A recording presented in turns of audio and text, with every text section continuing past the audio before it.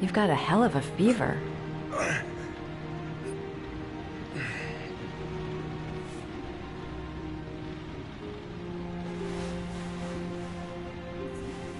I'm gonna have to get your clothes off to disinfect those wounds.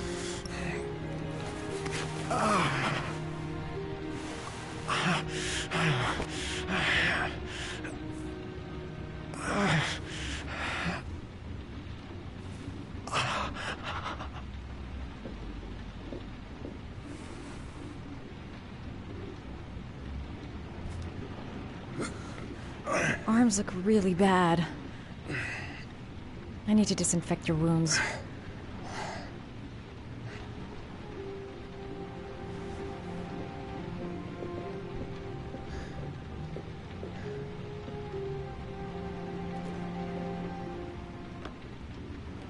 Origami figures. What is he doing with them?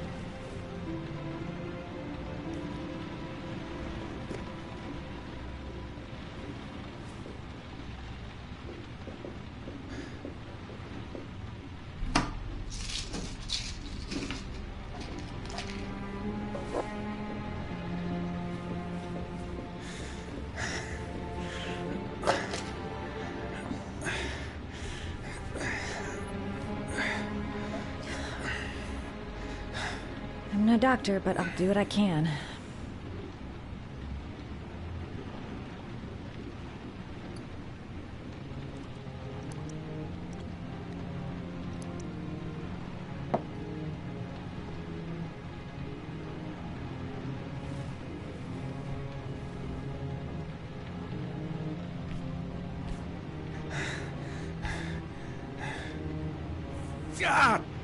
Sorry. I'll go easier.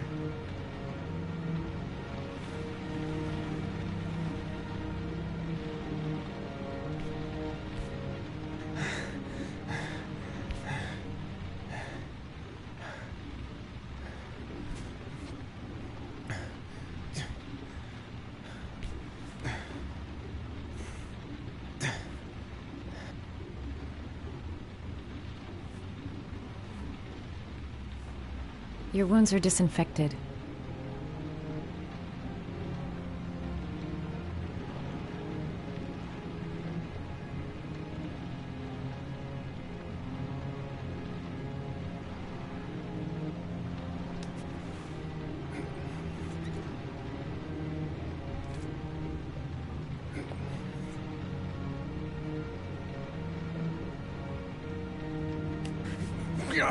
Sorry, I'm stupid. I'm using anti-burn ointments on your cuts.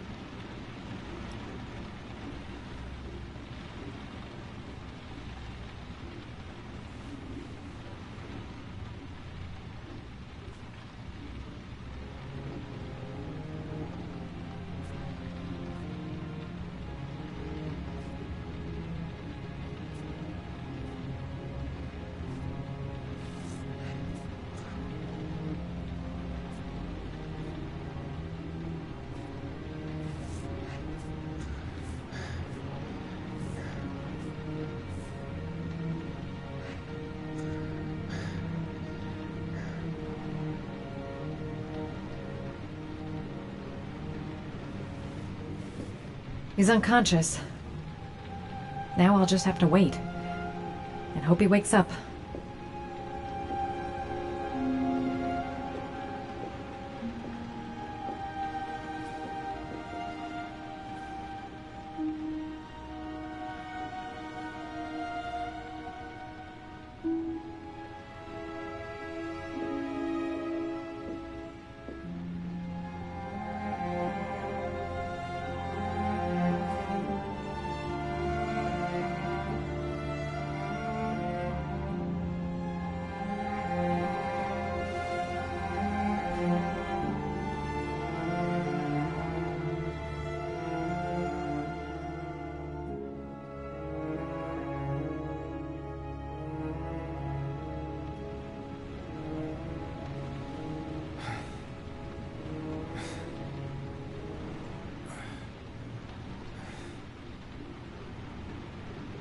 How do you feel?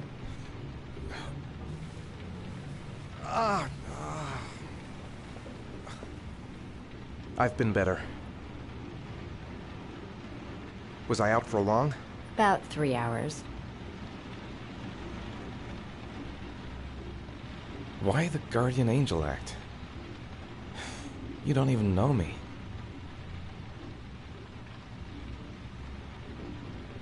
When I was a child, I was always the one who used to fix my brothers up when they'd been fighting with the other kids on the block. I suppose I like to play the Guardian Angel.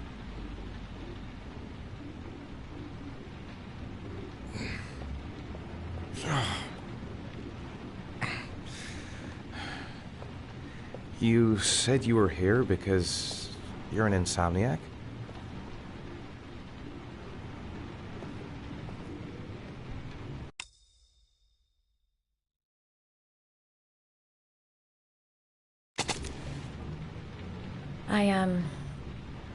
I've been going through a bit of a tough patch the last few months. It's the kind of stuff you prefer to forget. I do what I can to live with it, but, it's not easy.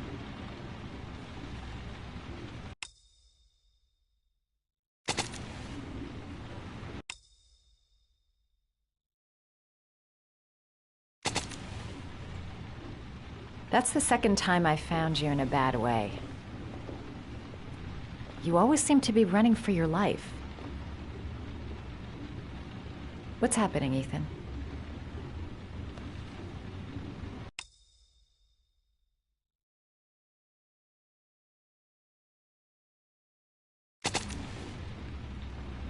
You mixed up with the mafia?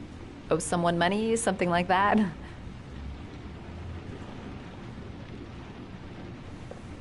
Listen, I'm truly grateful for your help, but for your own sake, I think it's better if you don't ask any questions.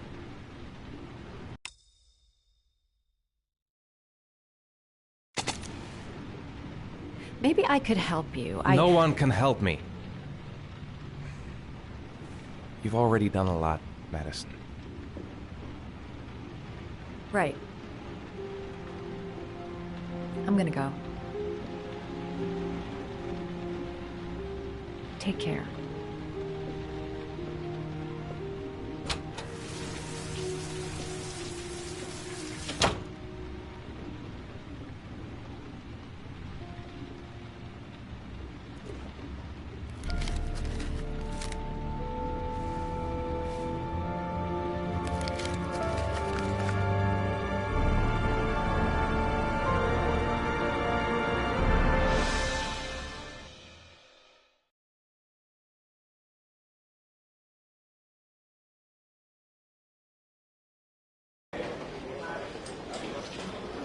I didn't do it. I swear I didn't do it. I've got nothing to do with that business. I never killed nobody. Oh, no? Then why did you run away when they came to question you? I already told you I forgot to report to my parole officer. I didn't want to go back to prison. When I saw the cops, I just bolted. I wasn't thinking straight. We checked out his statement. He has an alibi for at least 3 of the murders. Fuck, that bastard was a perfect fit. Shit!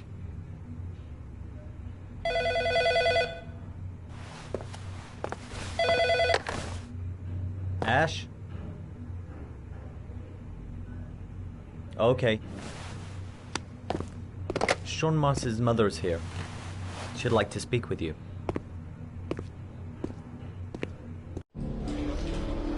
It was a few months back. The middle of the night. It was pouring down. Ethan came home completely drenched at about 3. I asked him where he'd been. He spoke about drowning, the rain. He didn't make any sense. There was something in his eyes. As if it wasn't really him. There may be no connection, but the next day there was that announcement about another victim of the origami killer.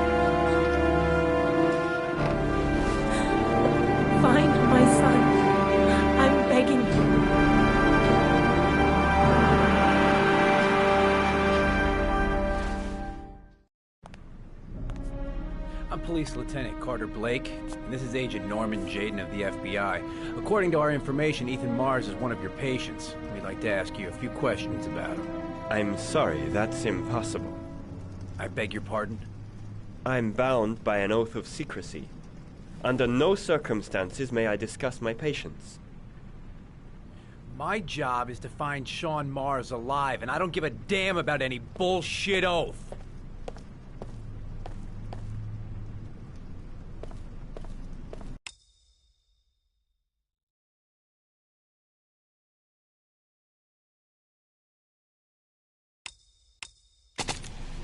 Sean Mars's life may depend on what you know. Tell us what you know, Doctor. I'm sorry, I can't help you. And now I must ask you to leave. You need to cooperate. For your own sake.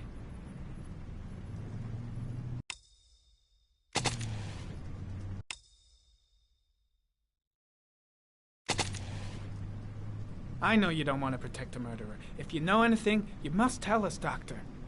Are you threatening me? I'm just giving you some free advice, Doc. I suggest you take it.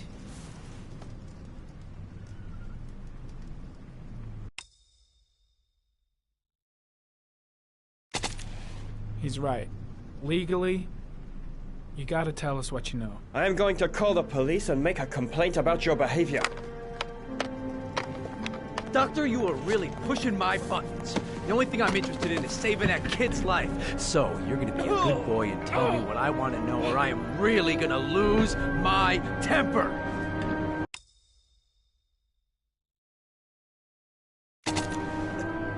It's your duty to inform the police if you suspect one of your patients. You have no right!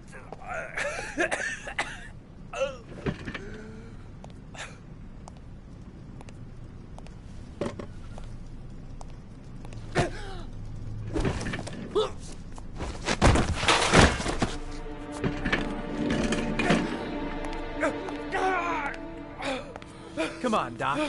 There's an easy way and a hard way. It's your fucking choice.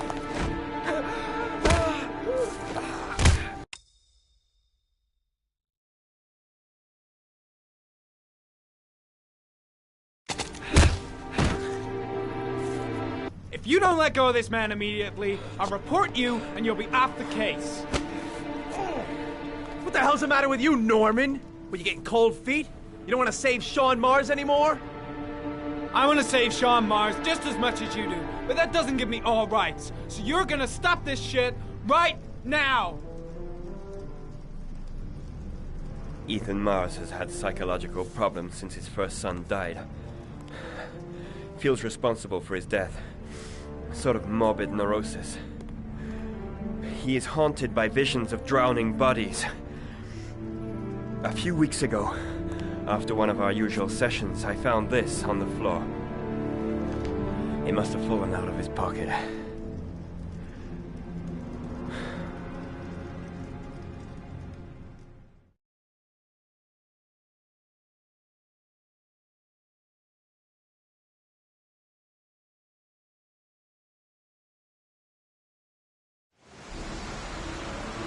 Ash, I want you to assign every available man to finding Ethan Mars. I want a man outside his place day and night. Notify all agencies and start looking for him. I want you to keep an eye on the train stations, the airports, the bus terminal. I want every cop in the city on his ass, so that if he moves, we know about it. Yes, Ethan Mars is the origami killer.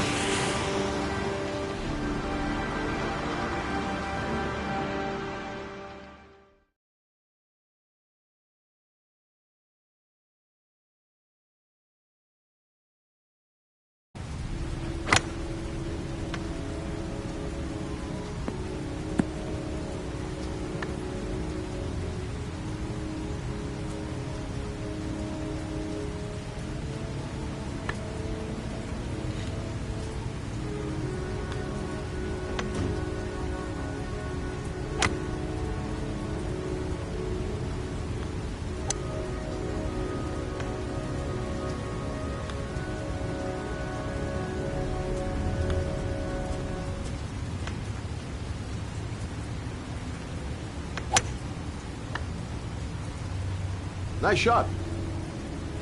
Thank you. Please come in, Mr. Shelby. Would you care for a coffee? Oh, no thanks. Do you play? I tried once, but I think the owner of the course is still looking for me. It's an interesting sport. It requires strength, but also a cool head and absolute precision. Would you care to hit a few balls with me? There's no danger of damaging the greens here. Okay. Take off your jacket and grab a club.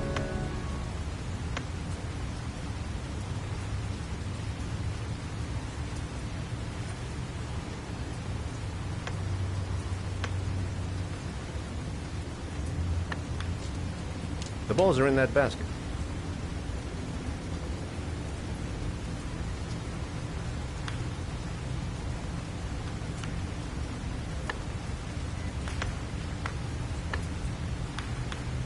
The most important thing is to grip the club correctly. When you feel ready, you swing.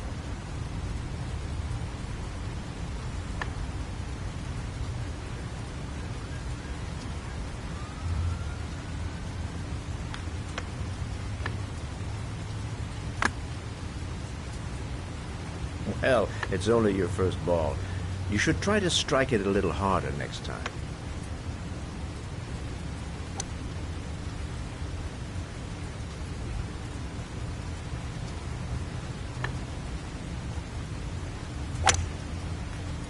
I'm assuming you didn't invite me here just to play golf, Mr. Kramer. I hear you've been asking questions about my son. That's right. I want to know if Gordy is linked to the Origami Killer case in any way.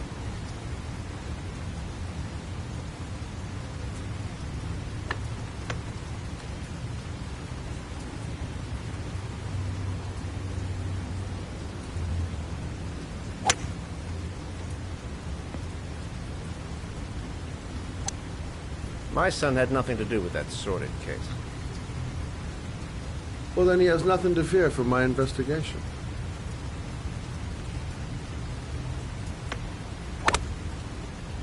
You have no business investigating my son. I told you, he had nothing to do with it.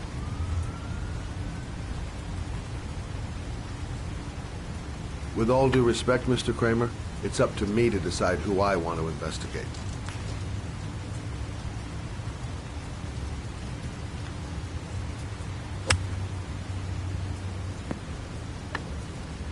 I'm an influential man, Mr. Shelby, and I pay very well for loyalty. Are you trying to buy me? Let's just say I'm trying to show you where your interest lies. How much do you want to leave my son alone? I think you misunderstood me. I don't play that game. Don't go near my son, Mr. Shelby. If you do, you'll regret it. Have a nice day, Mr. Kramer.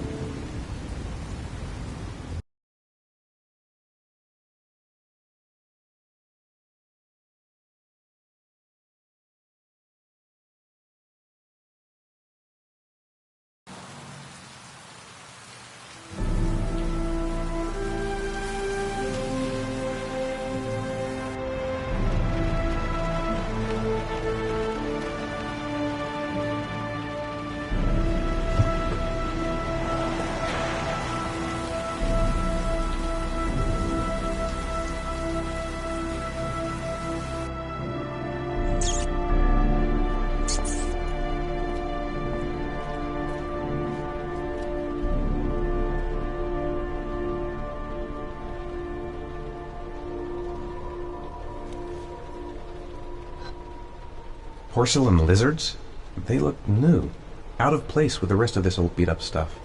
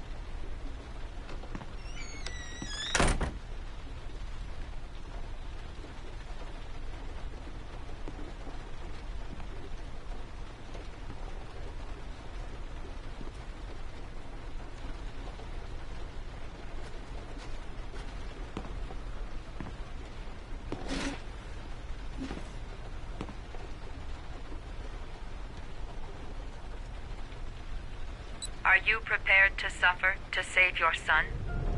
You have 5 minutes to cut off the last section of one of your fingers in front of the camera. If you succeed, you will get your reward.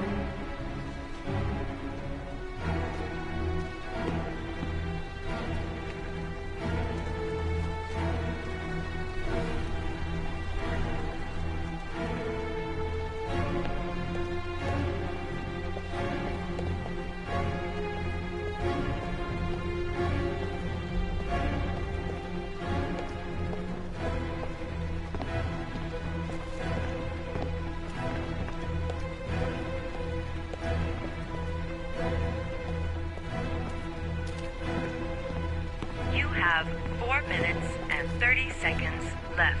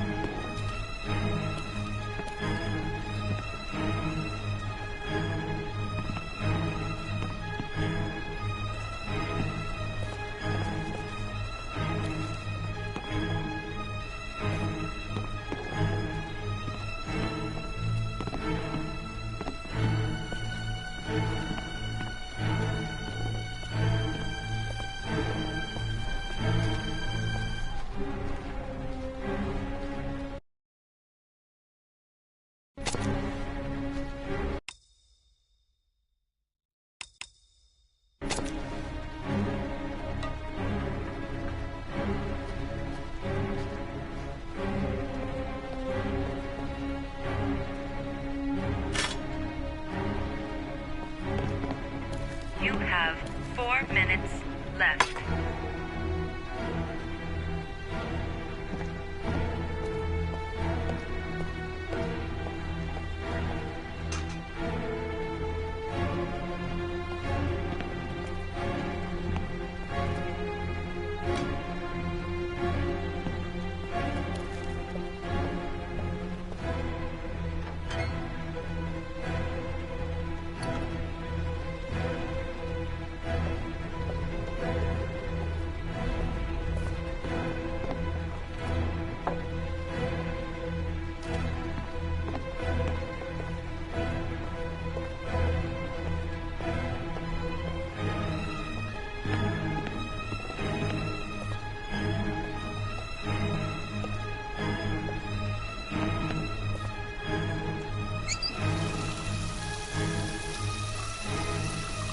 You have 3 minutes and 30 seconds left.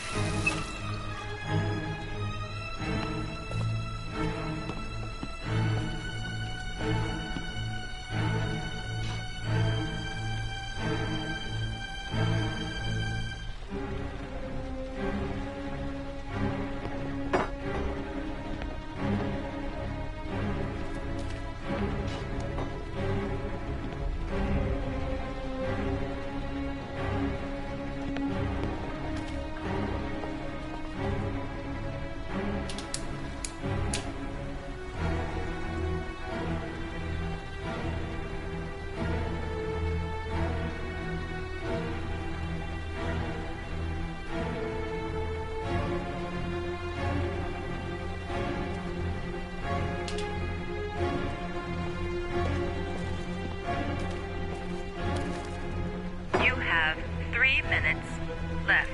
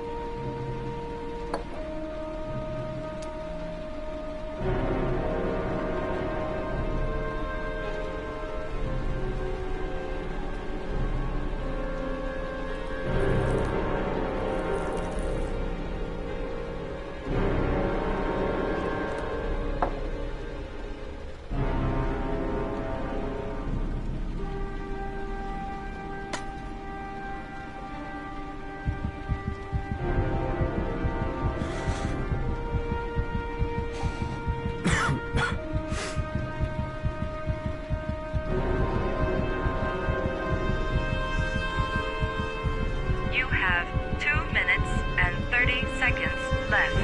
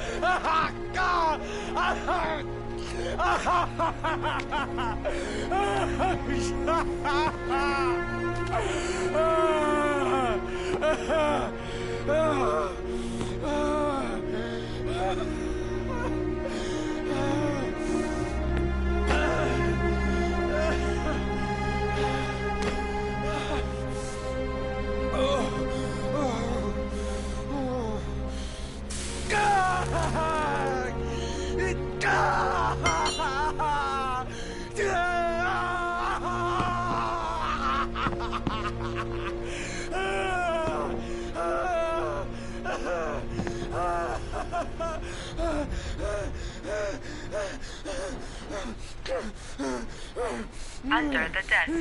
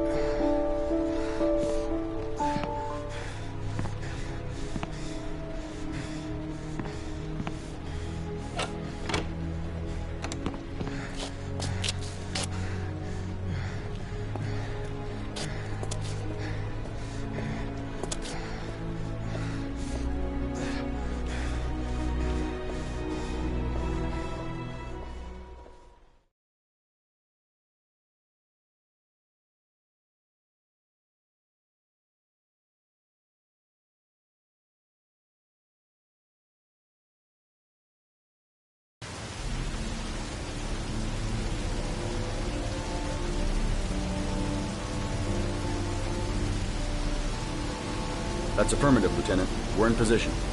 Perfect. Nobody moves until I give the signal. Is that clear? We nail him as soon as he sets foot outside. Right, Lieutenant. Lucky that patrol spotted his car. What's he doing in there? Beats me. You're the profiler, right? I thought you were supposed to be right inside the killer's head. Well, that's just it. What I know of Ethan Mars doesn't match the killer's psychological profile. I know what the jury's gonna choose between your theories and concrete proof.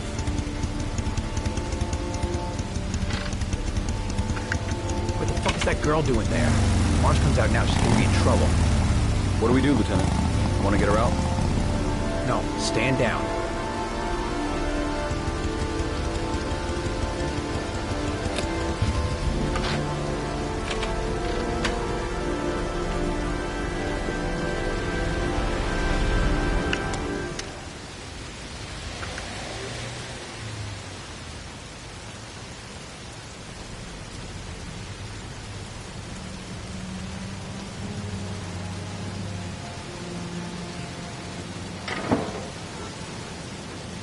Going inside. Maybe she lived there. Oh, it's just as well. We don't want anyone hanging around if Mars comes out. Ethan, what happened? The police. They're out there. I think they're here to arrest you. We've got to find another way out. Shit. What's he up to in there? Wait for a go on my word.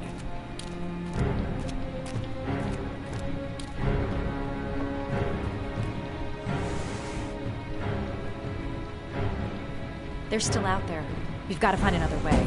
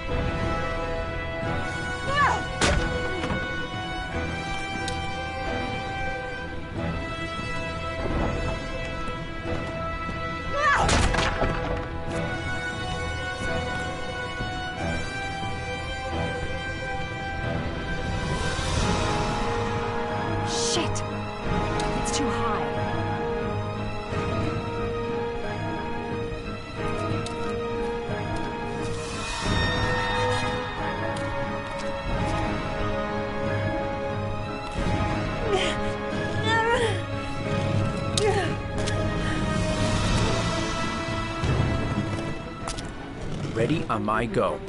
Stay here, Jaden. Out of the question. I'm coming with you. 2 men at the door, hold your positions. It's a go.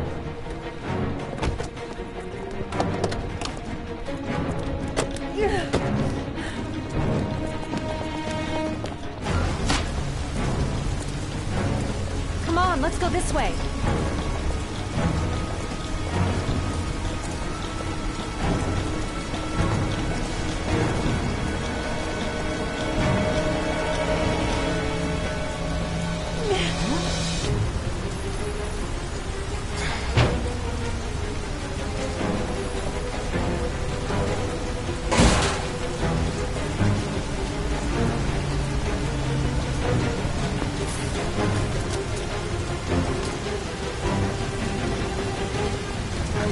Hey, you, don't move! I'll shoot!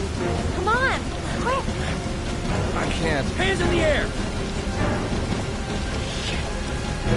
Lieutenant, there's a man and a woman exiting the alley. A woman? Shit! It's that girl who went in! Everybody downstairs! They're in the alley! Follow them! The subway.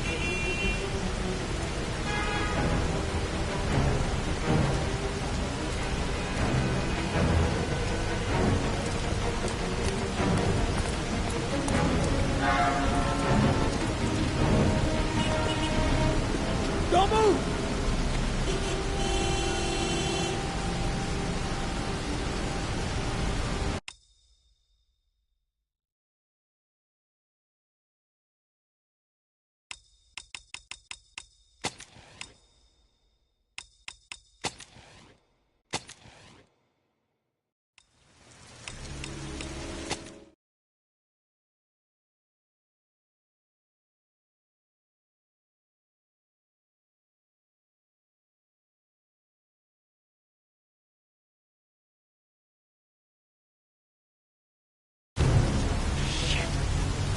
Lieutenant, there's a man and a woman exiting the alley. A woman? Shit! It's that girl who went in! Everybody downstairs! They're in the alley! Follow them! The subway.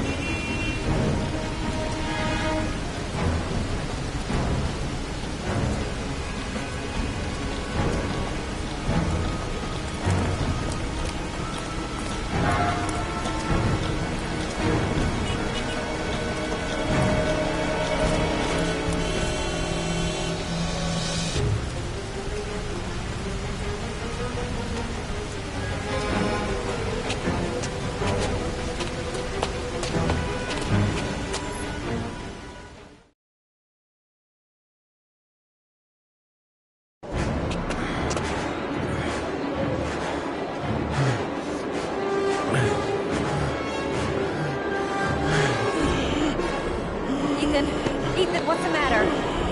We've got to keep going. Ethan, they're coming.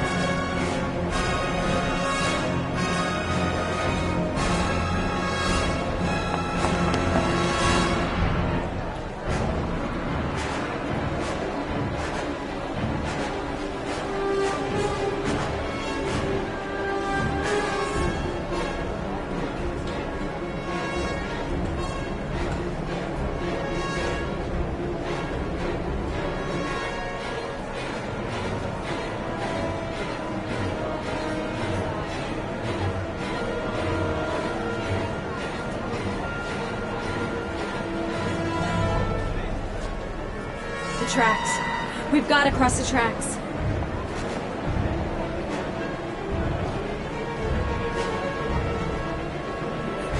Quick! Quick! Ethan, quick! It's gonna hit us!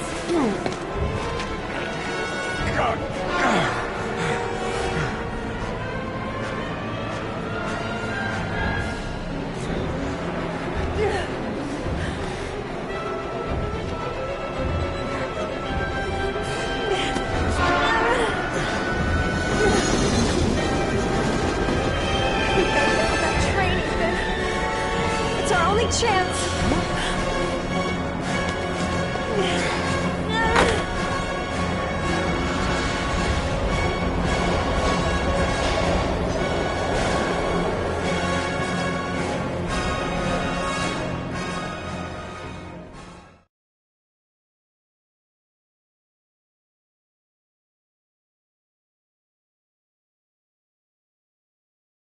Less than an hour ago, we heard from the police who have identified the man thought to be the Origami Killer.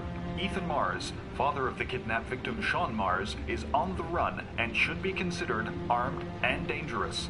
A police manhunt is now underway, and they hope that they will soon be able to announce the apprehension of this dangerous lunatic.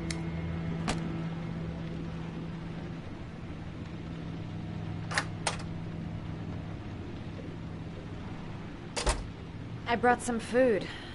I didn't know what you liked, so I brought some of everything. I hope that's okay.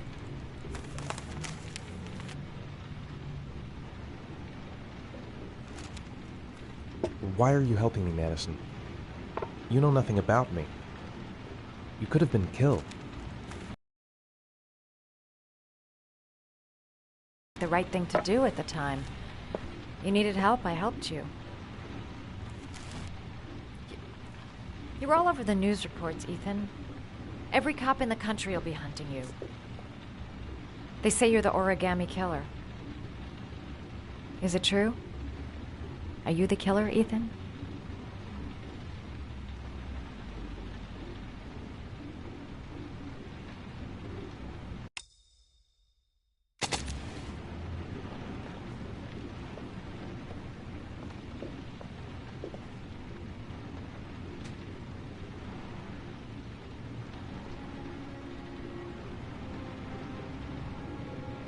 I sometimes have these blackouts. Times where I don't know what I'm doing.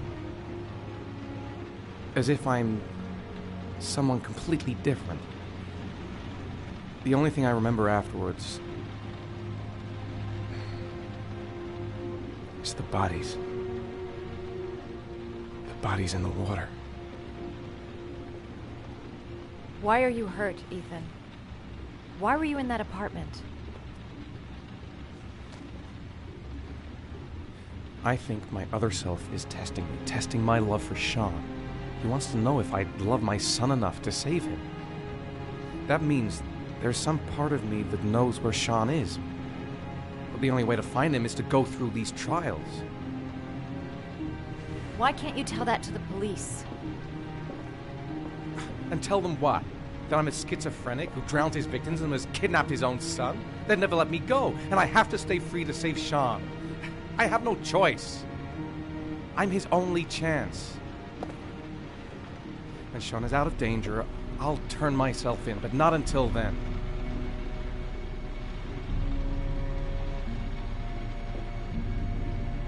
You can't keep going like this. You're destroying yourself, Ethan. Finding Sean is the only thing that matters. There has to be another way.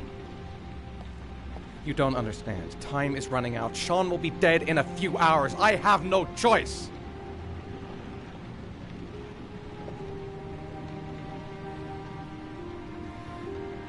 Please, Madison, leave. Forget everything that's happened. There is nothing more you can do for me. If you want to help me, leave. Leave me to do this on my own.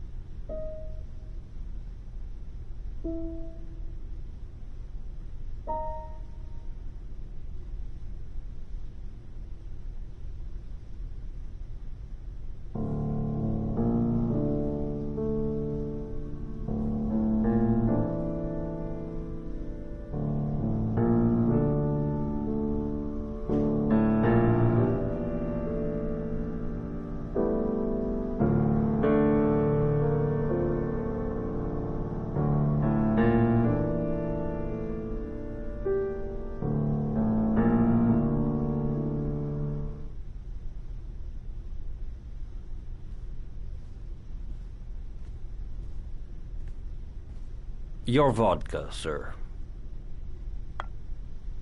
Thanks. You look preoccupied, if you don't mind my saying so. Problems with the investigation? Blake is convinced that Mars is the killer. Not you. I thought there was some evidence to that effect. That's true. But it just doesn't make sense. His psychological profile doesn't fit. Neither does the geolocalization. I can't see this father drowning 8 victims before kidnapping his own kid. Mars is not the origami killer. I'd stake my life on it. Then who is? I haven't the faintest fucking idea.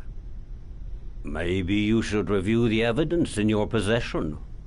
That's just what I was thinking of doing. Oh, one last thing, sir. You should be careful not to overindulge in you-know-what. It can be dangerous. Very dangerous. I'm trying to keep a handle on it, but that's difficult. It gets more and more difficult. It'll end up killing you if you're not careful. That would be most unfortunate, sir.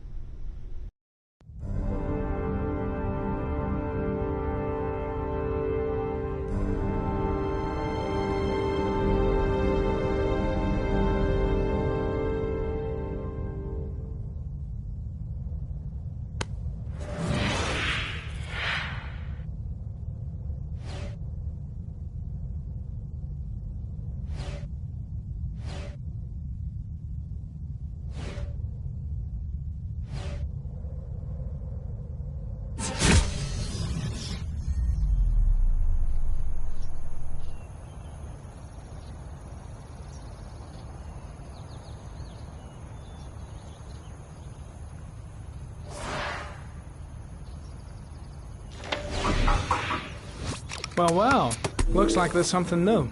The video recording from near the park on the afternoon Sean Mars disappeared. I doubt there's anything on it, but you never know.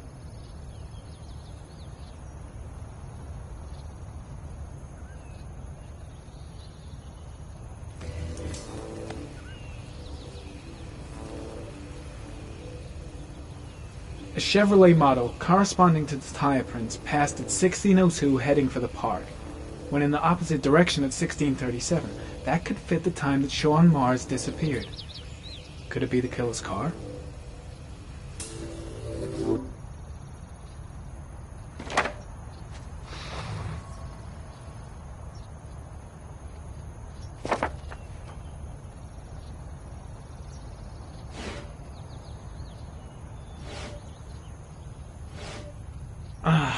Pity we can't see the driver's face.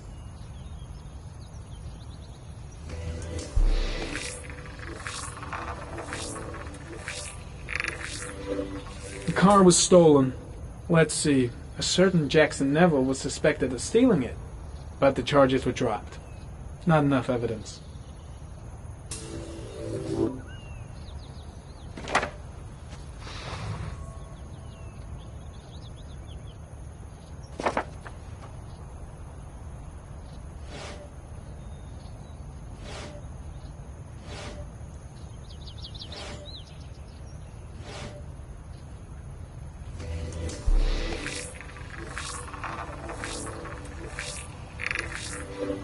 Jackson Neville, a.k.a. Mad Jack. Involved in several cases of buying and selling stolen vehicles. Considered to be very dangerous. This guy might have provided the killer with a car. It's a pretty slim lead, but it's all I have right now.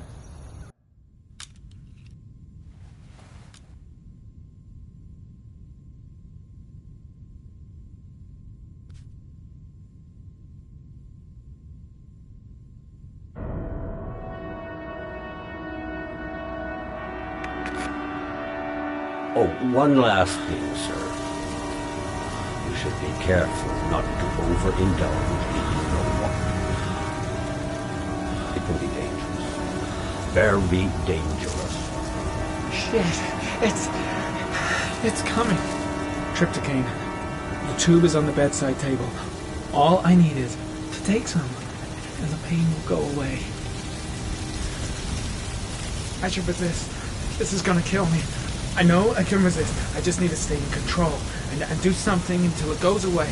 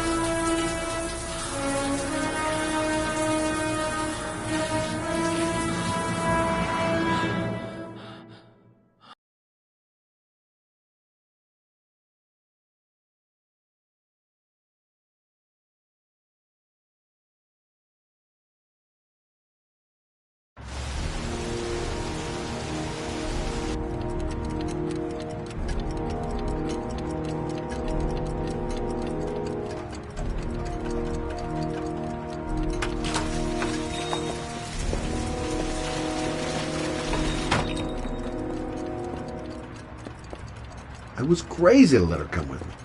She's trying to help out, but she just gets in the way. I'll have to talk to her later. Nothing much changed here. Just the dust and the clocks ticking on and on. What was that meeting with Charles Kramer at the golf club really about? Why is he so worried about me investigating his son? No one in the store. Might be somebody in the back room. Manfred! Manfred! Anybody home?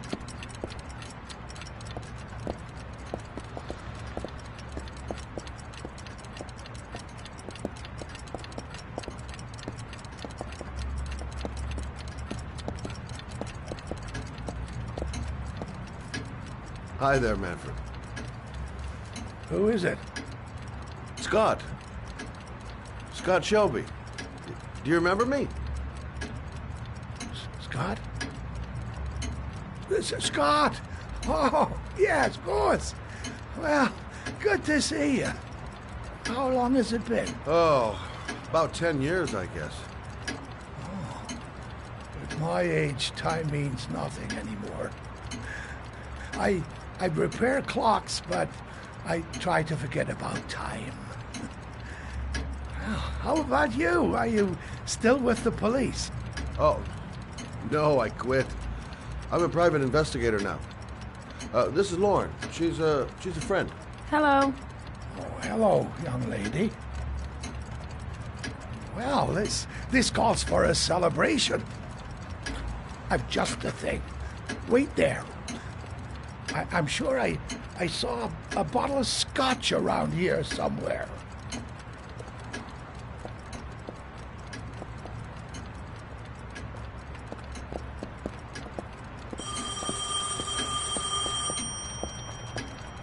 Do an old man a favor, would you, Scott? Tell him to call back this afternoon. Sure, no problem.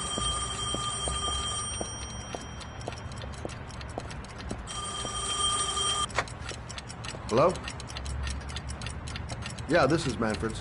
He's not available right now. Could you call back later this afternoon? Thanks.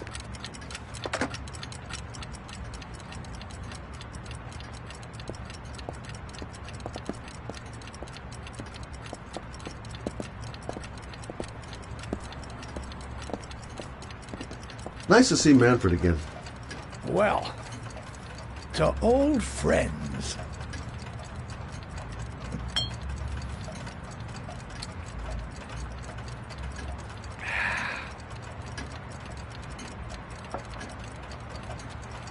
I'd like you to have a look at an envelope.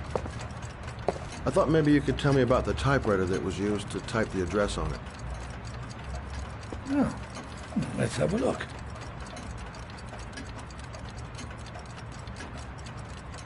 Now, could you pass me the magnifying glass from behind the counter, Oh, sure, please? I'll get it. My eyes are beginning to fail me.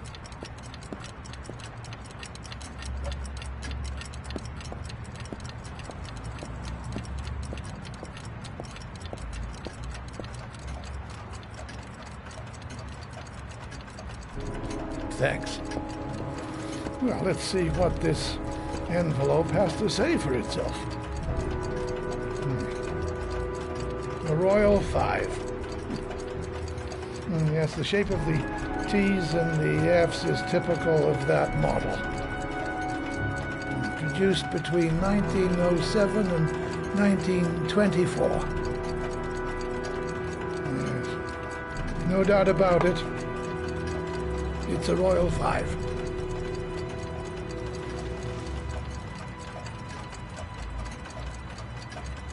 These typewriters, are they rare? No, they're fairly common. I'd say many folks have one gathering dust in an attic or in their cellar. Are there many places around that could repair one of these? I bought the company's entire stock of spare parts for a song in '64. Well, they were going to take them to the dumpster, so I got the lot. Anybody around here who has one that actually works has been to see me at one time or another. Do you keep a record of all your clients? Oh, yes, indeed. At least the ones who pay. Any chance I could get a peek at that? Yes, of course. I keep my account books in the office. If you're not in a hurry, I have a list of all the clients who ever bought a Royal 5 or had one repaired. Yeah, that would really help us out. Delighted to help. Give me 2 minutes, and I'll be right back with the list.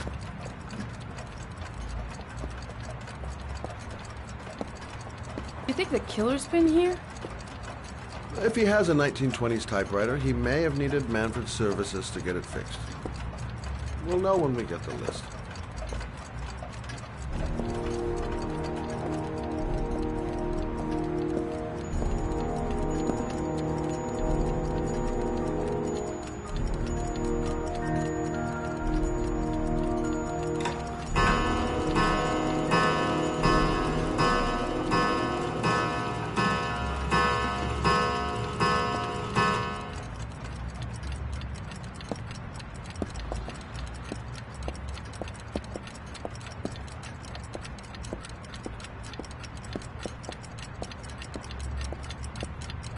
Lauren thinks she's about to find the killer. It's been a while since Manfred went into his office. Let's take a look. The killer's name might be in Manfred's papers. Been a while since Manfred went into his office. Let's take a look. Hello? Manfred! Hello? Your call is logged, sir. A police car will be there in a few minutes. I need to know who you are, sir. Sir? Hello?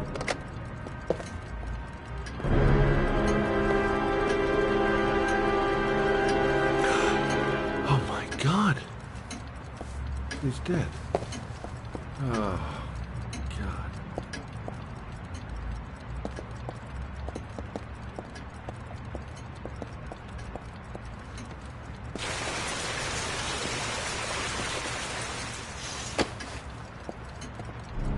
Scott? Oh my God. What are you doing? I'm calling the police. The killer has already called the police. I think he wants us to be his scapegoats. We've got to get the hell out of here. What do you mean? We have nothing to do with his death. We were just here when it happened. Look, we're running out of time to find Sean Mars. The last thing we need is 24 hours in a police station explaining this whole thing. Well, so what do we do?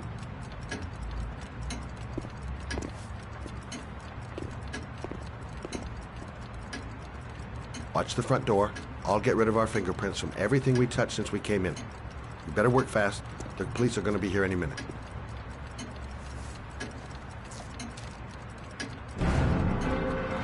What are you doing, Lauren? If someone comes in, we're going to be in trouble. These are Manfred's account books. He must have been looking for owners of Royals when he was killed. Forget it. We got to get out of here fast.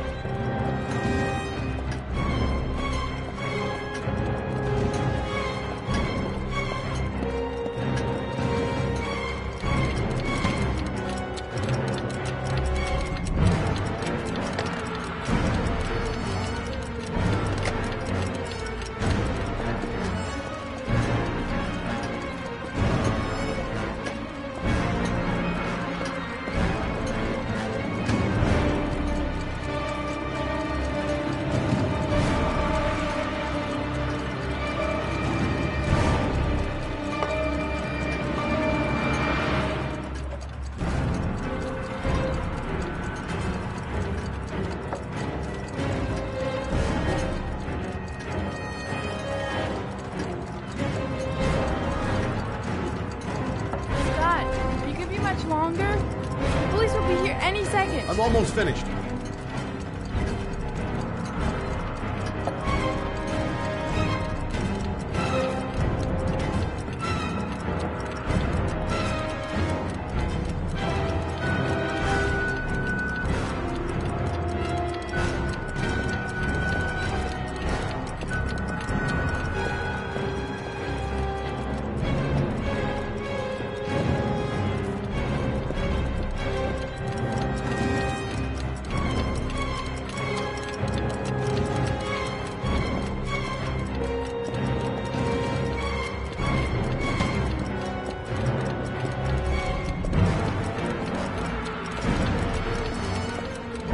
That's it. We're done. You get all the prints?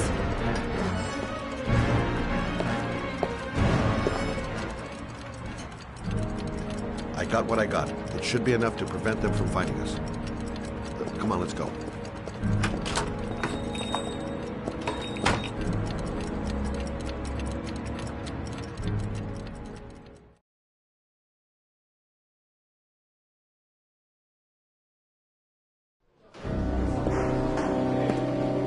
So, you claim the victim was killed while you were in this shop?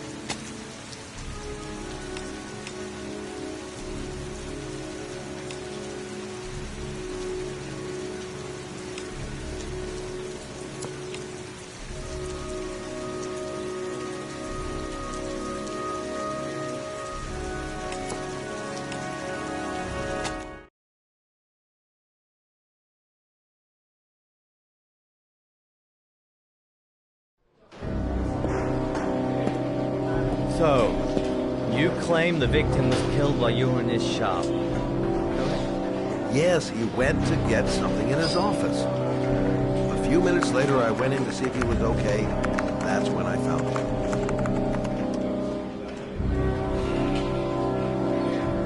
You should have called the police immediately, Mr. Shelby. Would have saved us dragging your ass down here. Listen, we had nothing to do with his murder. We were only there by coincidence. I just wanted to spare myself a few hours declaring I didn't see anything to a police officer. PI or not, Mr. Shelby, don't leave town. And if you end up next door to any more dead bodies, remember to call us. Okay?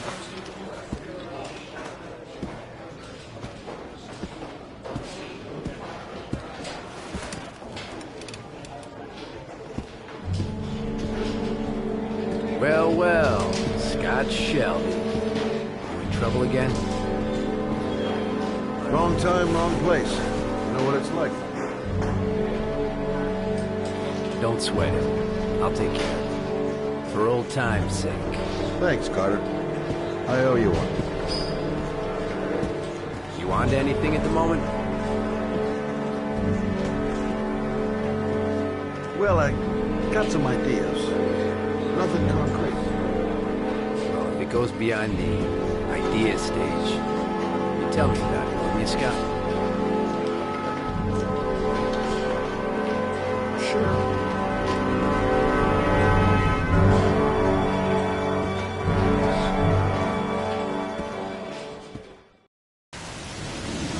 Where are we going? I'm taking you home. This is getting way too dangerous. No way. We were partners, remember? We had a deal.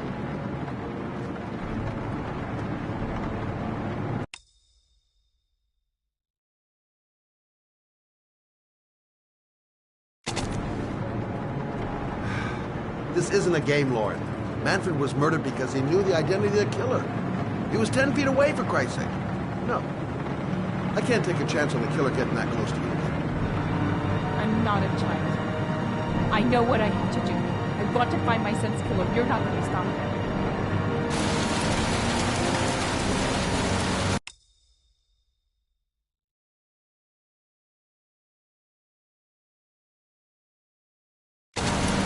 Well, then you can find him without me. I refuse to be responsible for anything that goes wrong.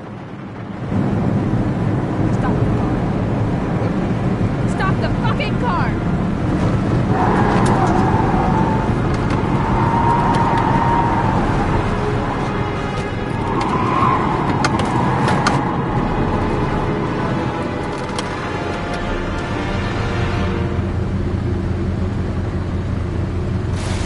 You're not gonna help me back. Oh my God, I'll do it on my own.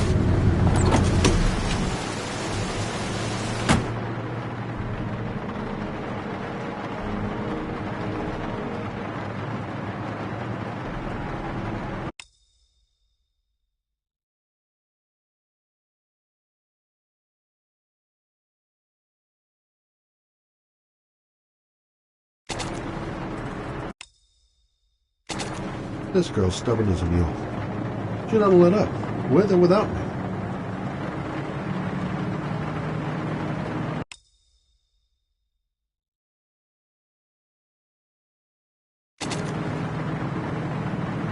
It's all my fault. I should never have let her come with me. I can't just leave her like that. She'd do anything to find the guy who killed her son. Crap, I have no choice. I guess I'm doing this to protect her.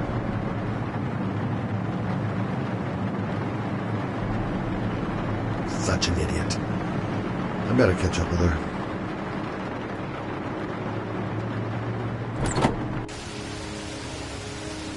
Lauren!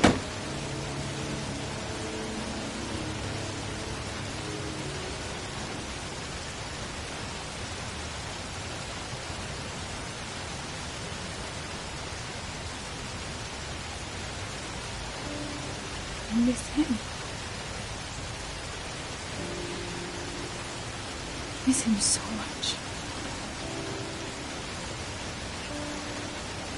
Do anything to hold him once again in my arms.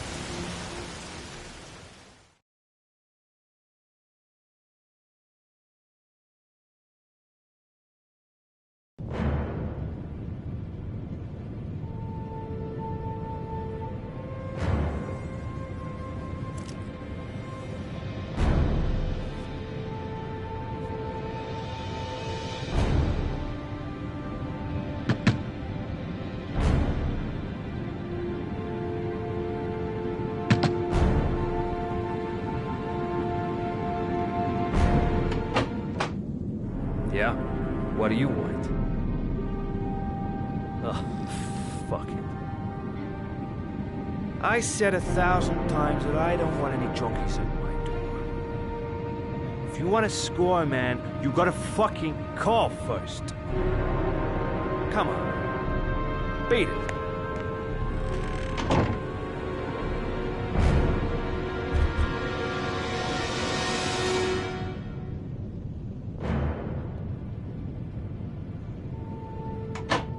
Fuck! Are you deaf or what? I said get out of here! You're gonna... Hey! Take it easy, man, huh? Keep cool. What do you want? Dope? Money? Tell me what you need. I'm sure we can make a deal, huh? God! I'm gonna blow your brains out, you son of a bitch! You think you can come into my house and steal my dope? You'll be shooting up in hell, motherfucker!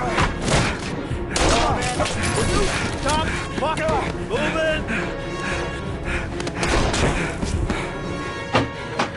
No way, junkie asshole!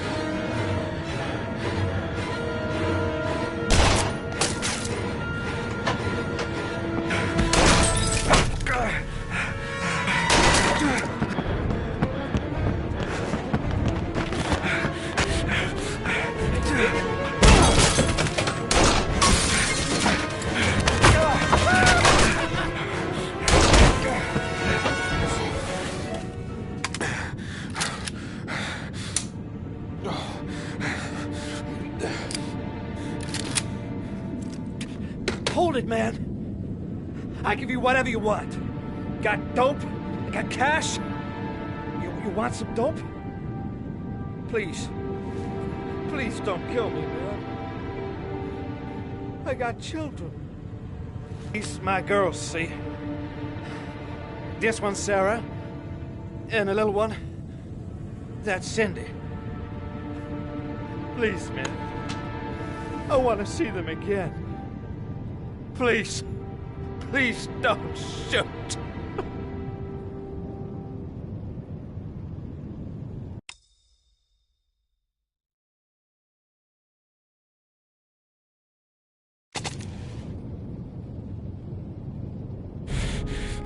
I'm a father, too. But I'm no killer.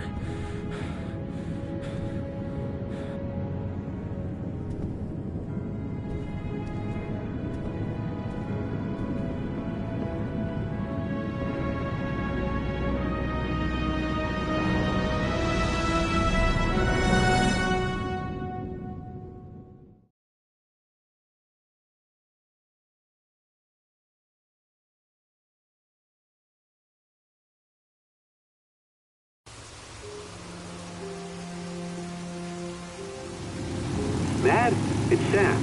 I got your information. The owner of the apartment in Marble Street is a Dr. Adrian Baker. He's a struck-off surgeon. He used to sell drugs to junkies on the quad. He made some cash and bought up some cheap-ass apartments, including the one in Marble Street. Of course, he got caught. He did a few months in prison and was struck off the medical register. Interesting. Thanks for the information, Sam. I owe you one. Hey, Matt. Be careful, okay? I'm on it. Talk to you later.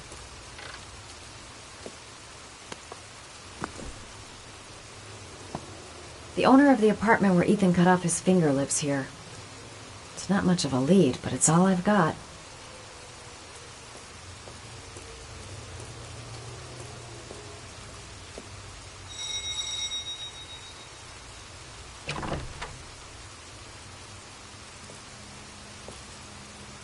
Hi. I was told that you could get Bitropin. Without a prescription. Sorry, you were misinformed. Goodbye.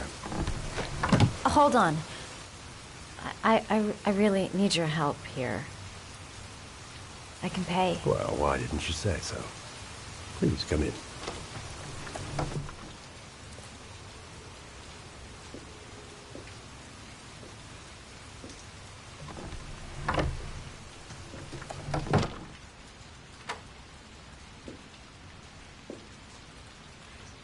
So, you're looking for Betropin, my dear? Are you having trouble sleeping? How much do you need? I don't know, about 3-4 boxes. Well, no, that shouldn't be a problem. Would you like a drink? I was just about to have one.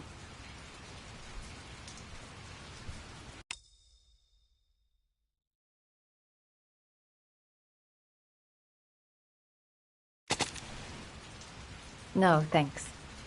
Well, alcohol helps take the edge off the pills, don't you think? Anyway, we should drink a toast to our first deal.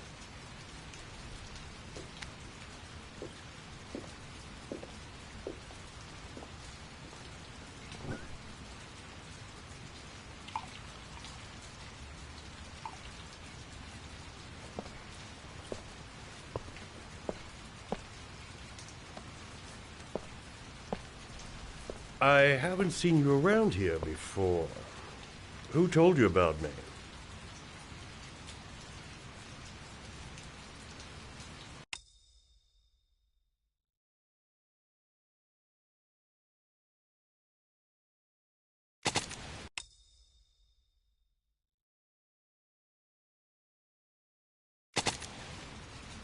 It's a tight neighborhood.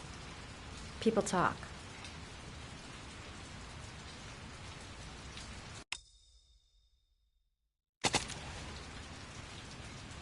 Do you have many clients? A few. I help to ease their anxiety. Get my handsman off, thin enough, hard-working enough. I reassure those who find the system too difficult. I'm like a safety valve that keeps society from imploding.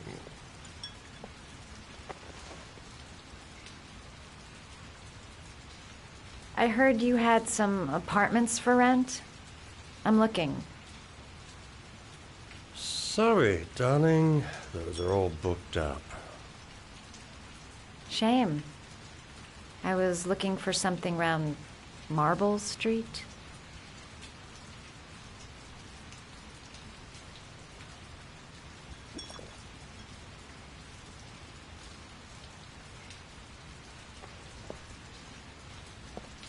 You're not drinking?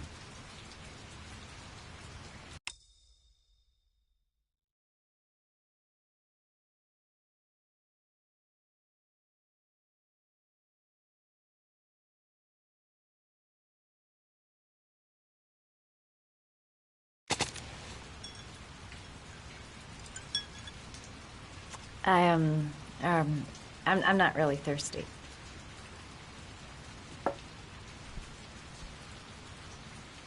I'll get your prescription. Won't be a moment. Wait here.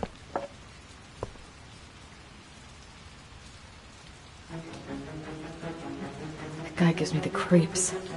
I better take a look around to see if I can find anything before he gets back.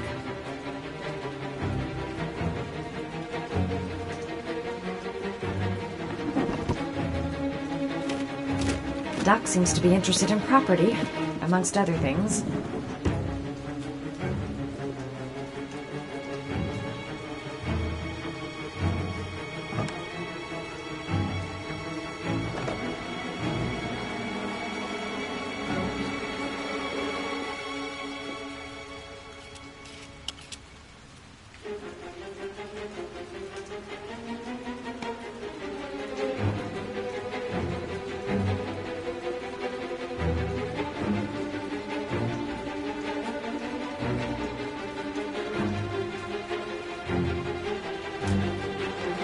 Surgical gowns?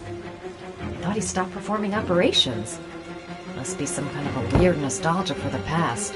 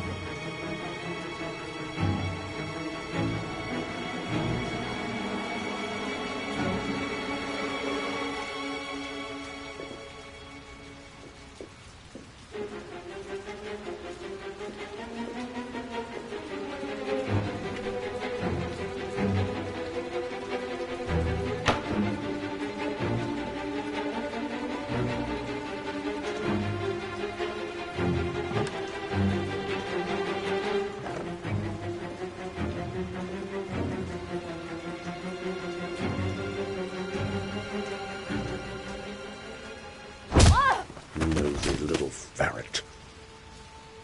We're gonna have some fun together, my darling. I promise.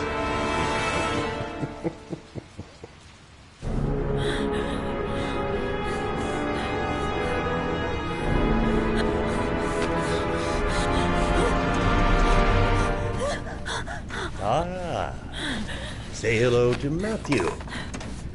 He goddamn government spies. So, you're interested in my Marble Street apartment. I rent it to my friend Paco, if you must know. I have no idea what he does there. Maybe that's where he fornicates with his dancers from the Blue Lagoon. To be honest, I don't give a damn. Just as long as he pays his rent, he can do whatever he likes. But enough with the chit-chat. I miss surgery, you see, so I take every opportunity to practice. I don't have any instruments here, so I use whatever comes to hand. I hope you won't hold that against me. Hold on. This might sting him.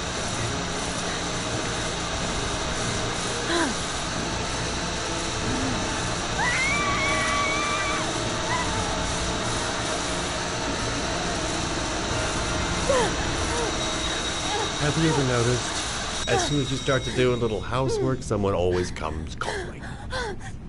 I'll get rid of our visitor and be right back. Don't move. I won't be long.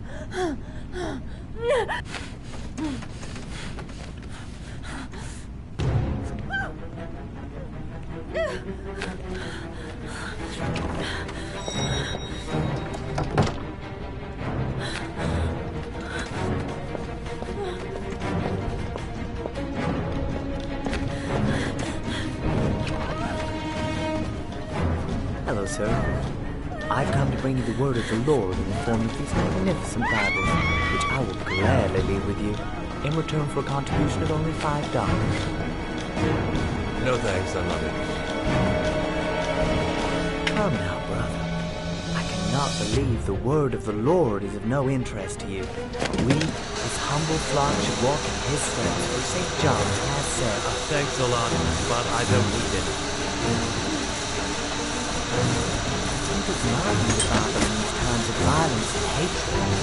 Holy Scripture will bring you peace and tranquility anytime you need it. All for mere $5.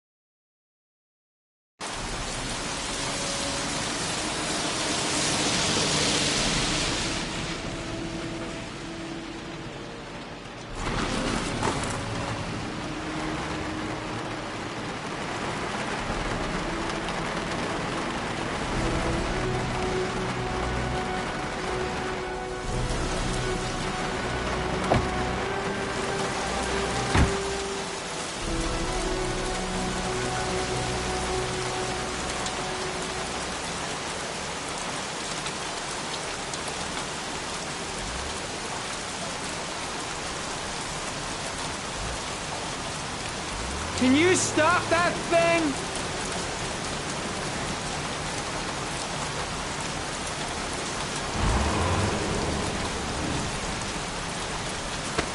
Norman Jayden, FBI. Can we talk for a minute? I'm listening. Can we go inside?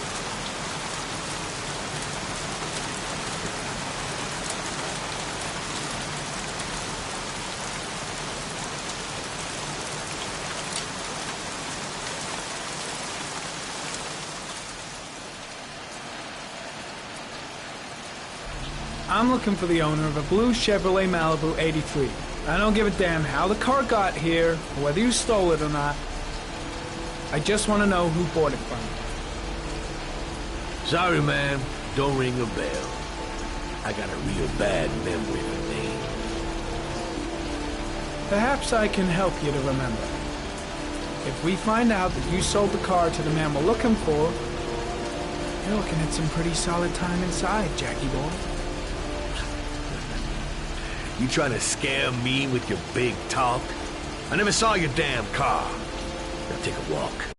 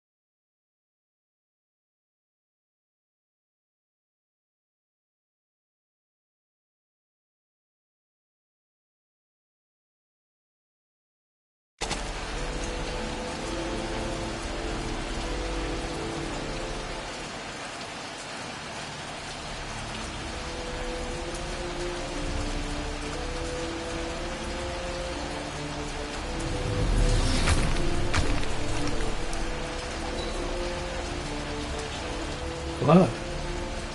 Now why is there blood here?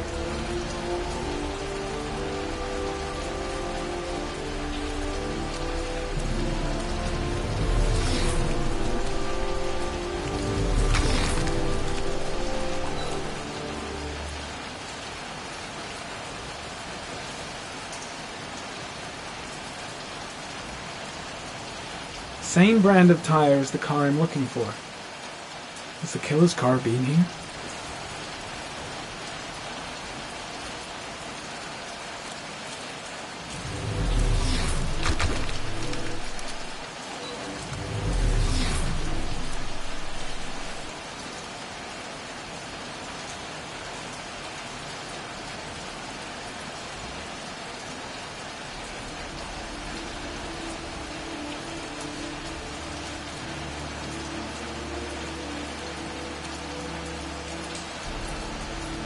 Fingerprints. Probably Matt Jack's.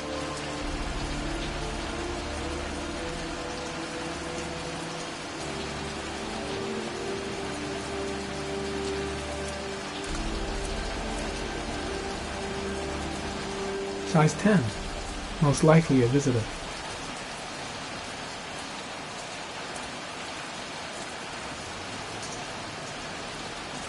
Size 13.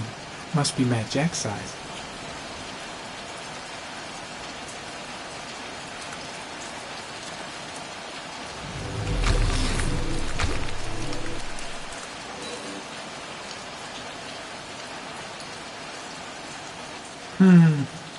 Not the car I'm looking for.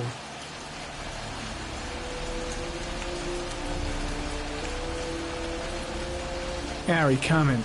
Traces of orchid pollen in the air inside the garage.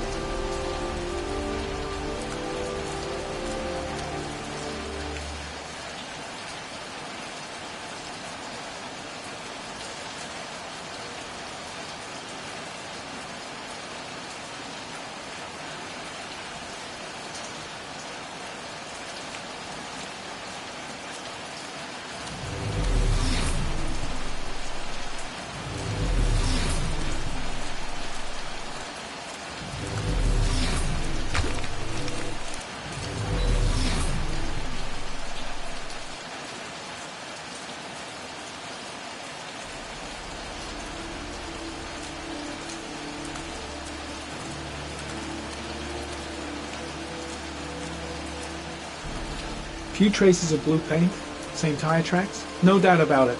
Killer's car was here.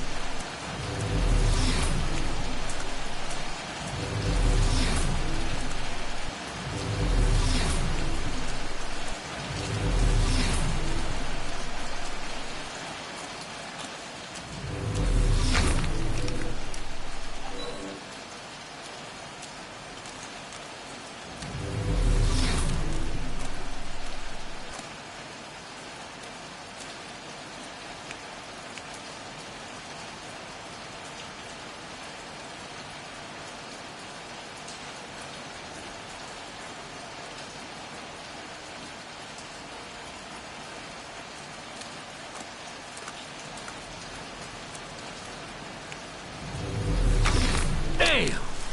You got me, officer. I'll come clean. Now that car, she buff up real good. I painted her dangerous blue, in honor of the dangerous motherfucker that was driving her. Hands on your head, pig. I ain't got time to be playing around with you. Let's just get you out of sight and finish you off.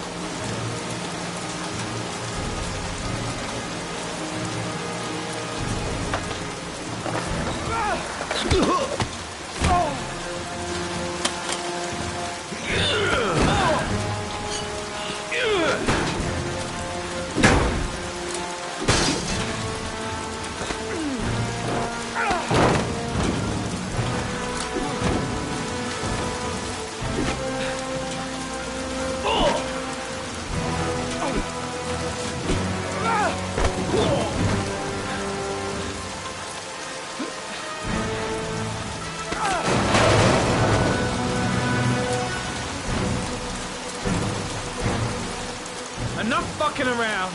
You're gonna tell me about the man with the blue car. Go fuck yourself in the ass.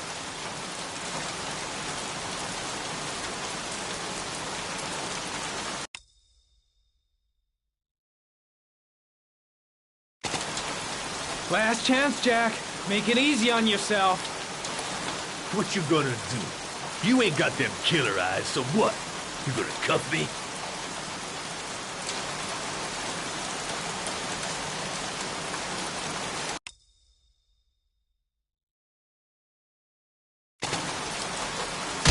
Damn! You out of your motherfucking mind, man? Oh, shit, Jack. Ain't nothing to it. Just a little bit of self-defense. Page 1 of the police manual. Kill or be killed. Whoa, whoa, whoa, stop, enough. I'm starting to remember some things. You be cool, I'll tell you the tale. Well, I don't know nothing about the guy. He wanted me to get rid of his dirty car, get him a new one with false plates. He paid cash, and I ain't the questioning kind. Said I was supposed to drop the word to a guy named Paco down at the Blue Lagoon when the car was done. Now, that's all I know. We'll continue this discussion down at the station. You're under arrest. You have the right to remain silent. Anything... Shit, not now. Anything you say can and will be... Hey. You look like you got a problem, man.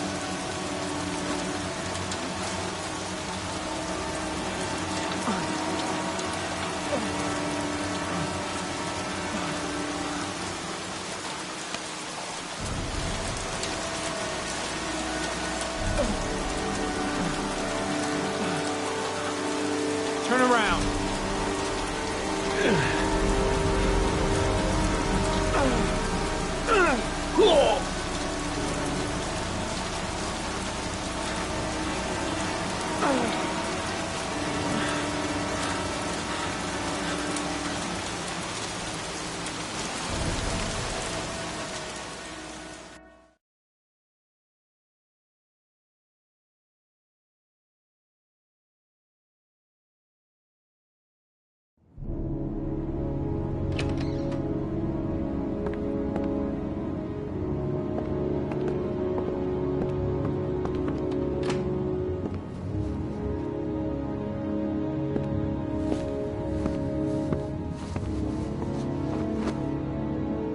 So, you think the origami killer killed Manfred?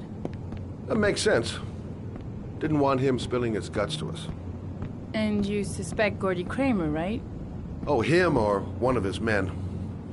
Gordy has the time and the means, not to mention the fucked up attitude to go along with it. He's only a suspect, but he's a pretty guilty looking one. Are these your files on the case? Yeah, I've been working on him for a couple of years. I built up a mountain of paperwork. Magazines about origami? You think the killer could have subscribed to one of those? If he was even remotely interested in origami in the last 30 years, his name may be in there somewhere. Trouble is, there's over 500 names. It gets us squat. I'm starving. Do you have anything to eat? Well, I'm no chef, but I should be able to make some scrambled eggs if you like. Great. I'm soaking wet. I need to warm up a little. Is it okay if I take a shower? Be my guest. Go in my bedroom. It's the next door. Oh, I'll cook up the eggs while you're under the shower.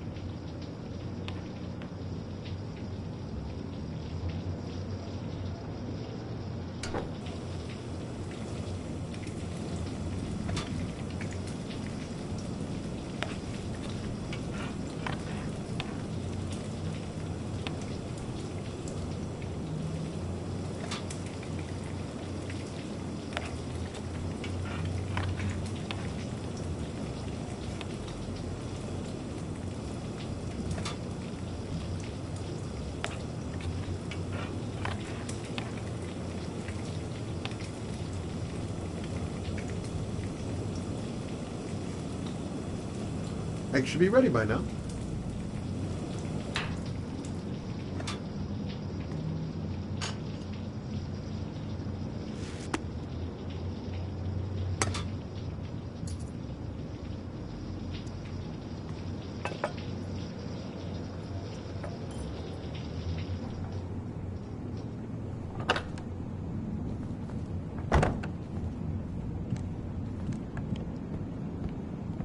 I took the liberty of borrowing your bathrobe.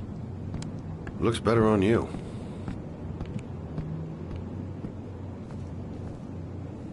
Hey, that almost looks good enough to eat.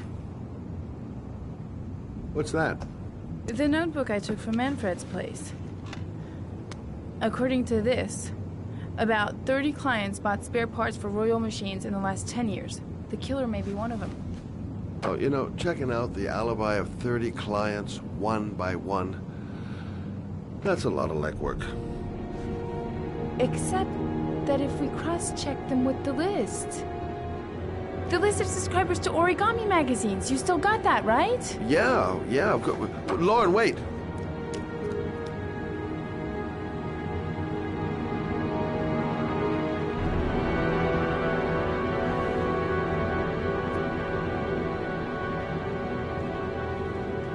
If the killer really used a Royal typewriter and if he subscribed to an Origami magazine, his name should be on both lists. Well, Lauren, I mean, that's just an assumption, but yeah, I suppose.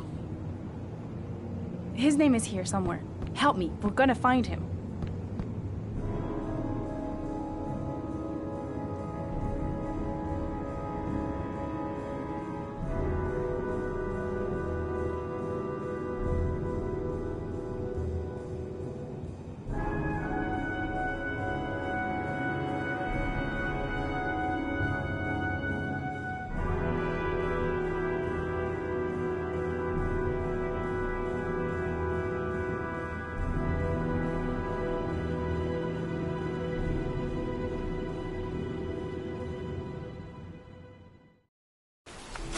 The only guy whose name is on both lists died when he was 10. What are you going to do now? Dig up his coffin, make sure he's dead? I know it doesn't make any sense. Unless the killer was only using his name. But why use the name of a kid who died 30 years ago? Well, that's what we came to find out. The name is John Shepard. It should be on a grave around here somewhere. You never give up, do you?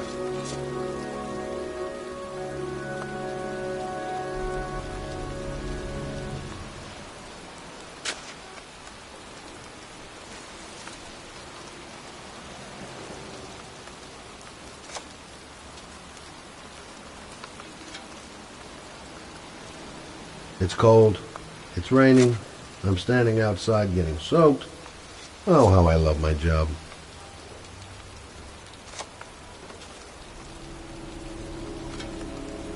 She's convinced she's onto something. And here's me, thinking we're wasting our friggin' time in this friggin' cemetery. I should be investigating Gordy Kramer right about now. Excuse And me? here I am, standing in a cemetery, pouring rain, looking for the grave of a kid who's been dead for 30 years. John Shepard? You wouldn't know where it is by any chance. The children's graves are in the next plot. Thanks. Time to look for John Shepard's grave. This girl knows her mind all right. No point in trying to reason with her. Gotta hand it to her.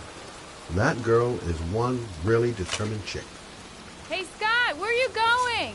John Shepard's grave must be somewhere around here. Did anyone ever tell you? Mind? I hate cemeteries. They depress the hell out of me. The sooner we find that grave, the sooner we can get the hell out of here.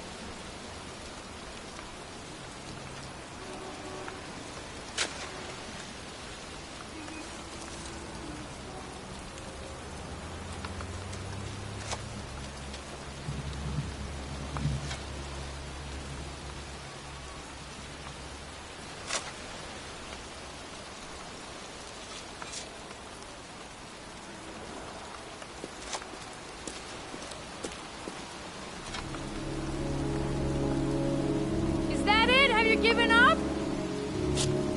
I was just having a look around, if you don't mind.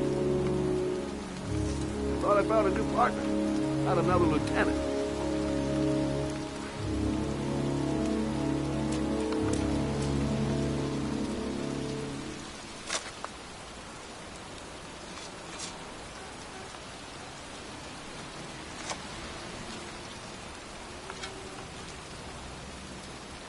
I found it!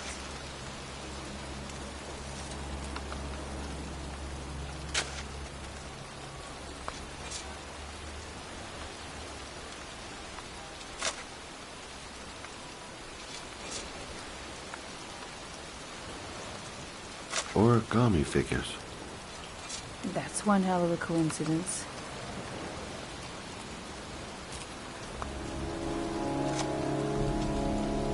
These flowers are fresh.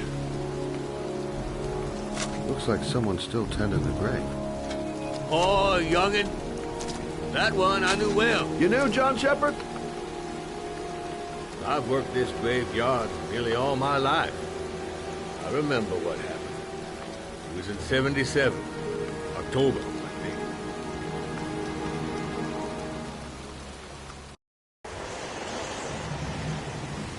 Yeah, good for nothing, hoodlum. Get the hell out of here! God, beat it, you lousy, no good brat! Come back when your fucking mother comes home from work. He's drunk again. What are we gonna do? It's pouring rain. We're gonna get soaked if we spend the day outside. Well, at least you won't get beat. Little rain never hurt nobody. Come on, let's go play. Bet you can't catch me!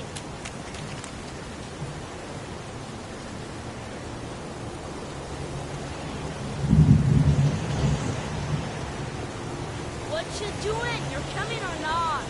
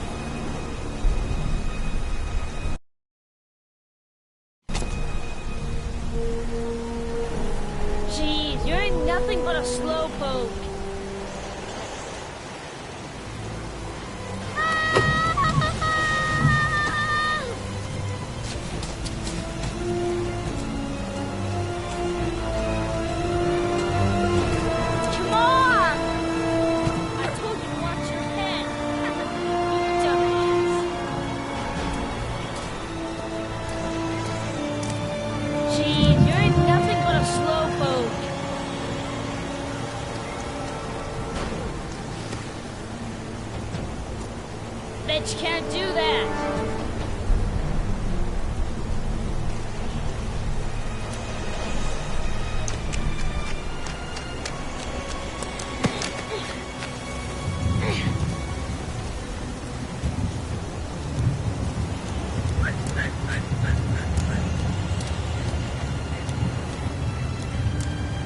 Jeez, you're nothing but a slowpoke. Come on, loser.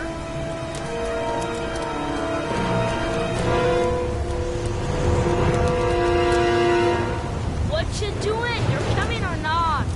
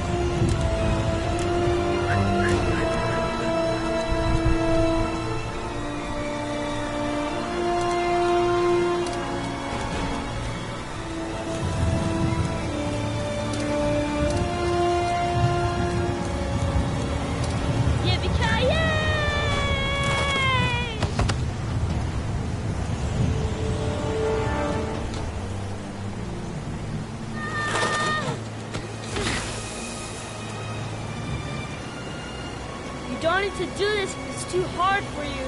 No chance. I can do it all right. Just watch.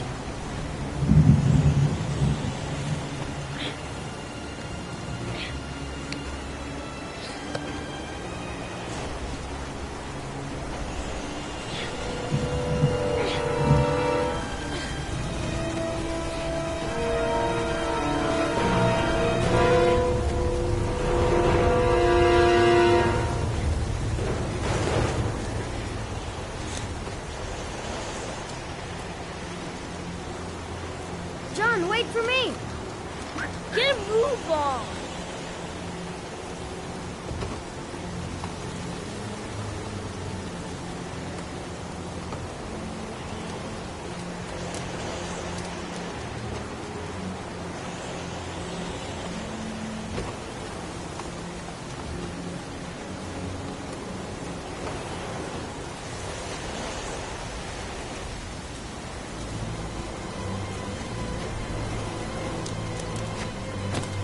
Come on, it's your turn!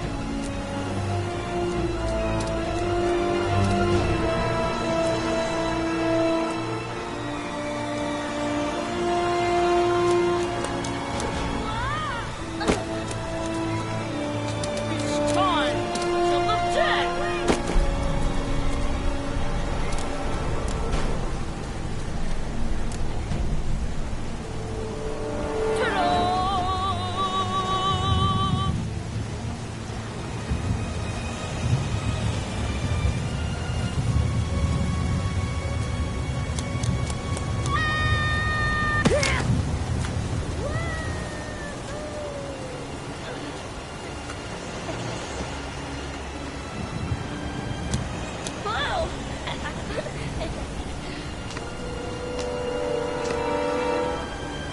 Let's play hide and seek. You go and count to 20 and try to find me, okay? 1, 2, 3, 4, 5, 6, 7, 8, 9, 10, 11, 12, 13, 14, 15, 16, 17, 18, 19, 20.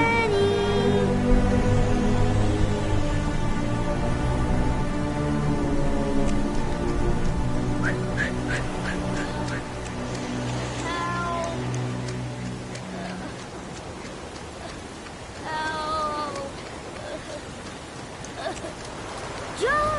My foot. My foot is stuck. Grandpa, up the road there.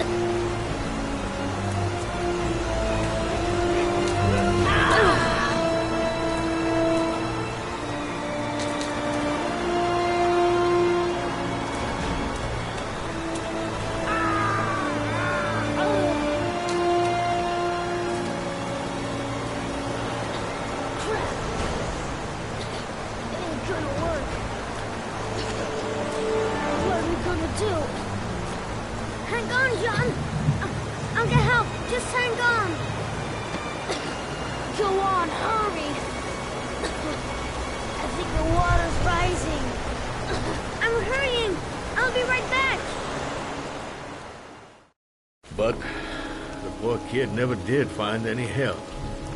And his brother drowned in a pipe full of rainwater. The boy that lived, what happened to him? Well, all I know is he got separated from his parents. I think he got adopted.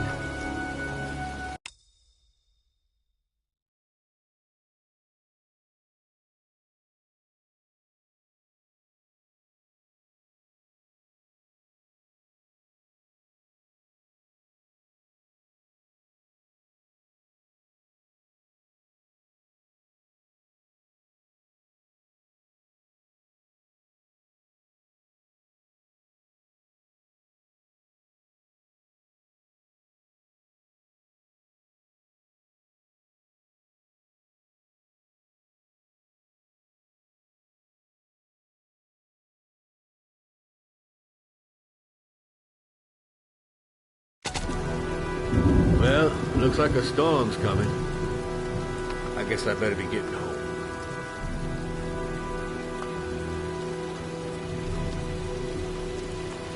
Christ, what a horrible story. John Shepherd drowned in the rain while holding his brother's hand. Do you think he could be the origami killer? Come on, let's get back in the car.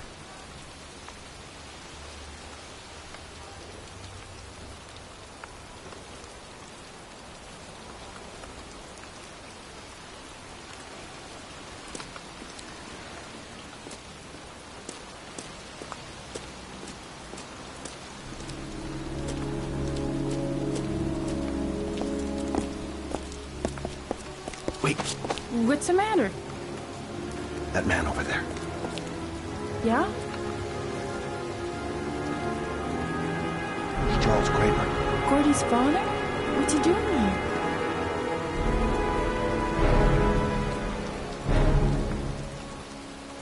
He's putting flowers on John Shepherd's grave.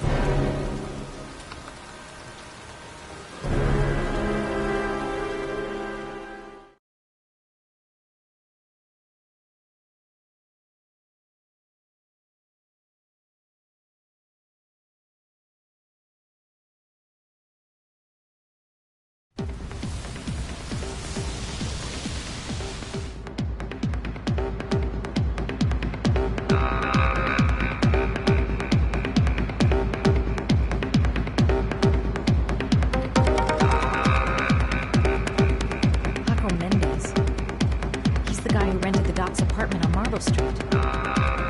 Better be careful. He might be the killer.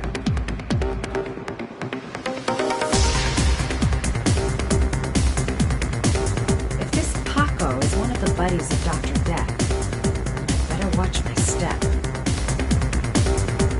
Still haven't gotten over my encounter with Dr. Death.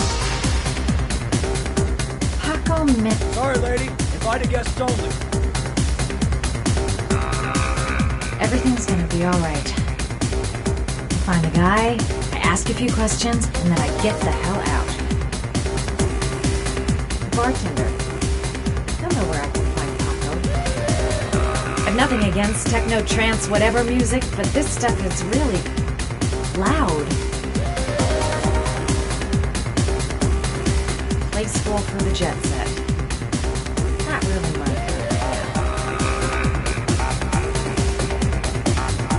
bartender. I don't know where I can find Paco.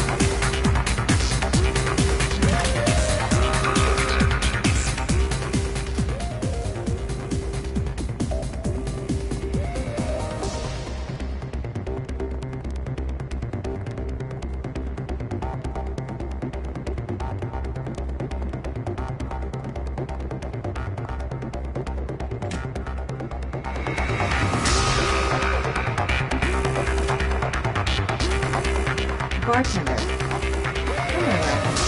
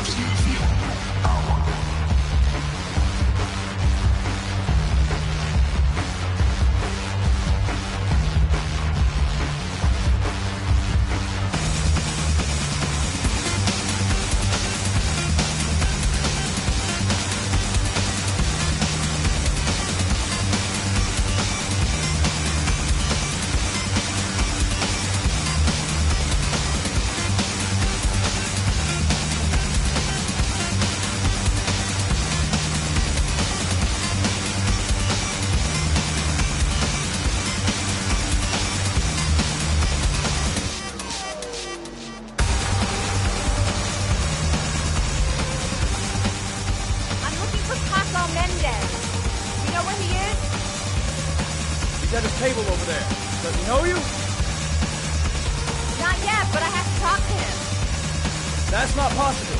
Mr. Mendez has asked not to be disturbed.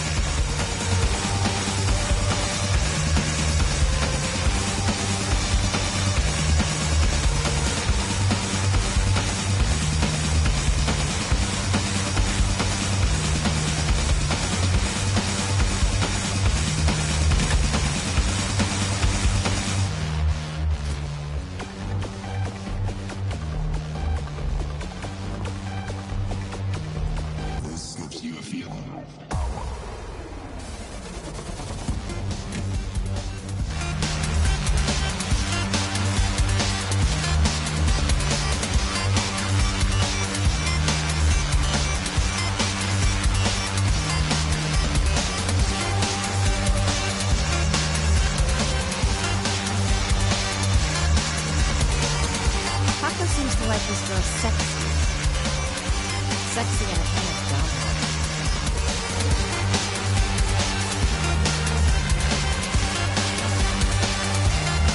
I'm gonna have to rethink my strategy if I want to talk to Taco. I've gotta find someplace to change. Maybe I could catch his attention by strutting my stuff nearby.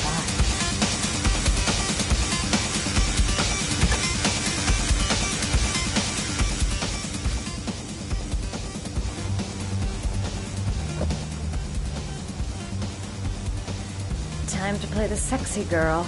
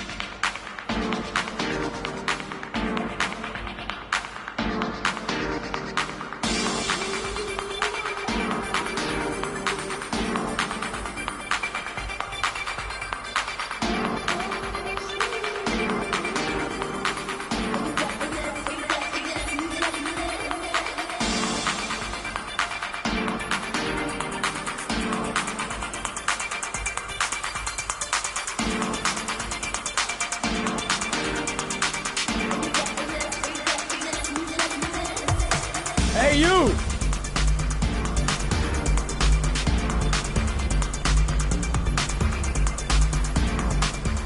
It's your lucky day, sweetheart.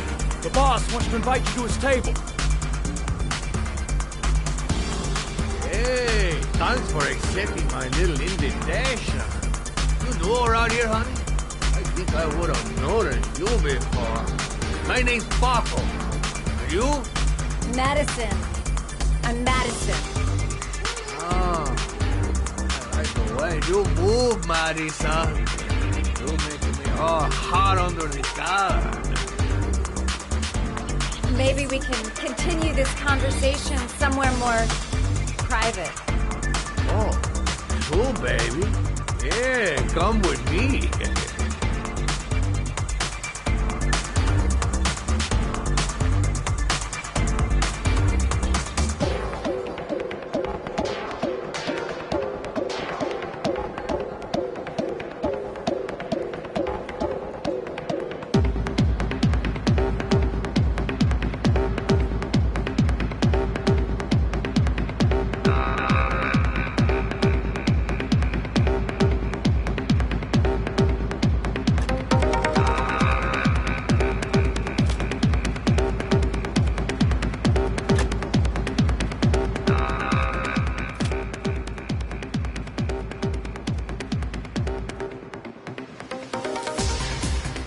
Go in, make him talk to the gun, and I get out of there before I get into big trouble. Everything's gonna be alright. Everything is going to be alright. So, welcome to my little kingdom.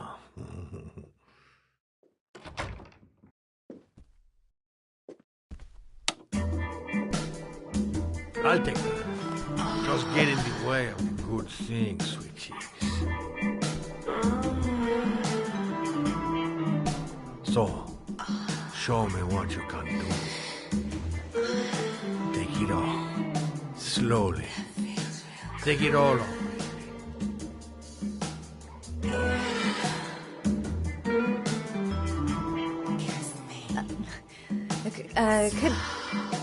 Could I have a drink? You know, just a little drink to break the ice.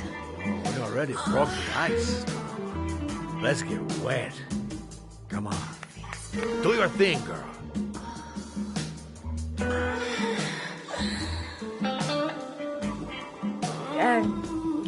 Could we just talk first? Oh, we don't need any more talking, baby. I all talked out.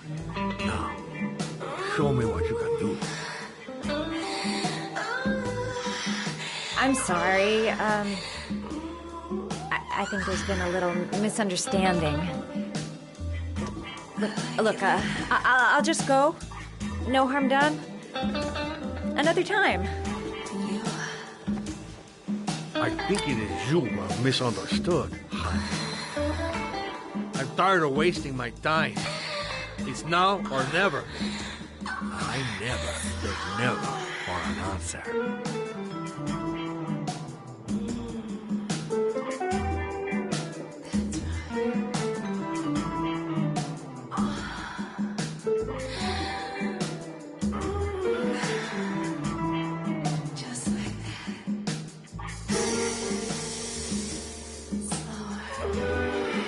The lamp. If only I could find some way to grab it. Oh, I know!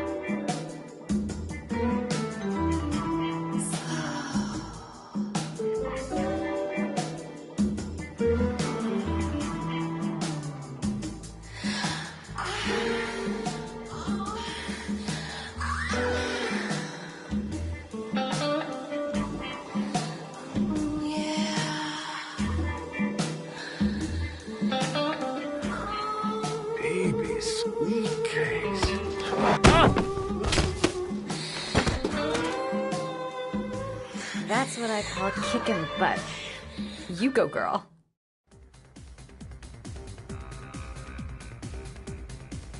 Okay, Act 2. Let's hear Loverboy sing.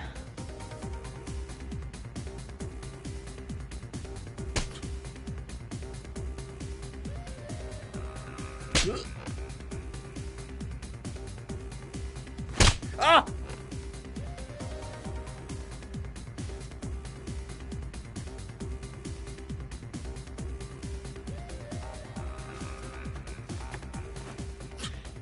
If you call out, I'll kill you.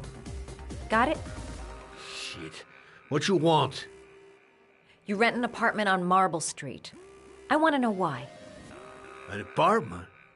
I don't know what you're talking about.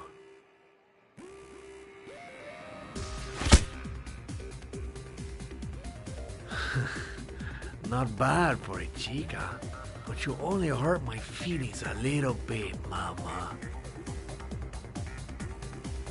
Ugh! You fucking bitch! I'm gonna kill you! Boss? Is everything all right?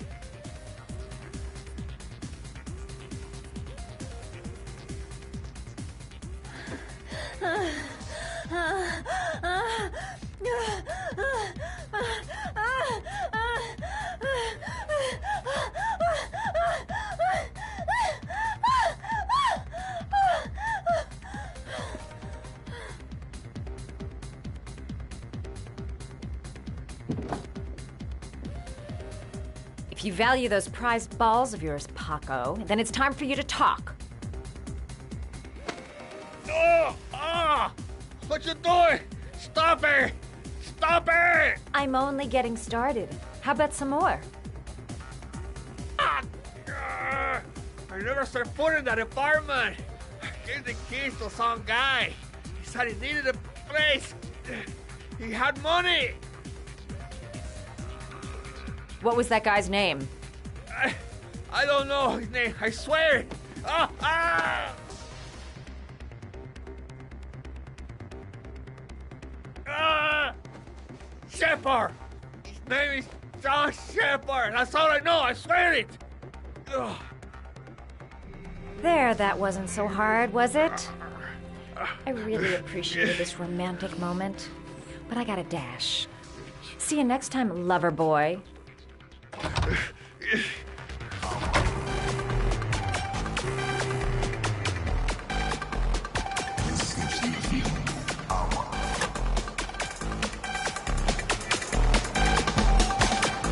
Time to get out of here. I've got a massive headache.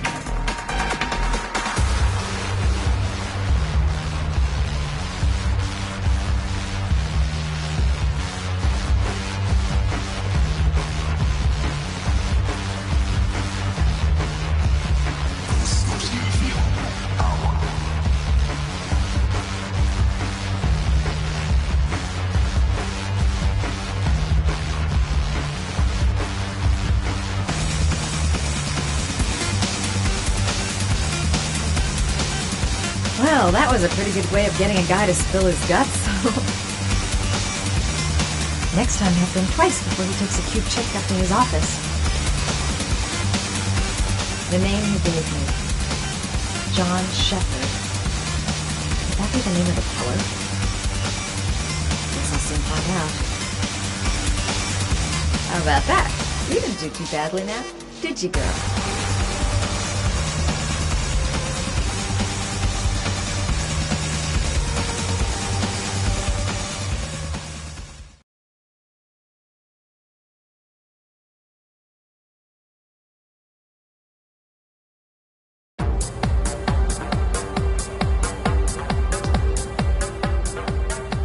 I'm here to see Paco. Paco? There ain't no Paco here, fella. Get lost. Are you absolutely certain? He's in his office. Take the stairs over there.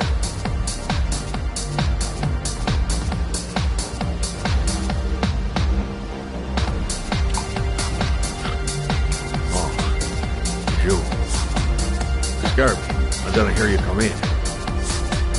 A crazy bitch came around here asking questions about the apartment on Marble Street. I don't know what you're doing now, and I don't want to know. But whatever that shit is, it's beginning to draw attention. Look, I know you kept me out of prison, but that fucking bitch nearly killed me. Everything you ask, I think my debt to you is paid. Don't fuck around, man. No. No, wait. I can still help you out. No. Don't keep me.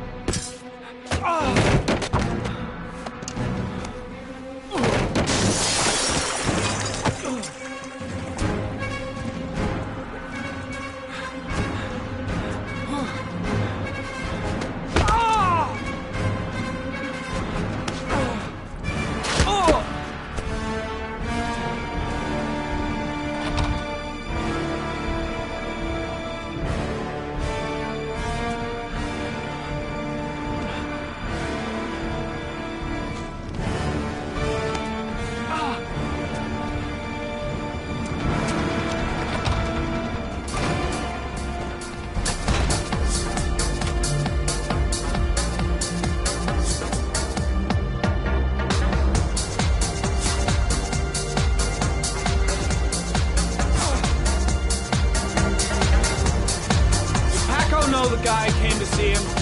Sorry, I don't speak cop.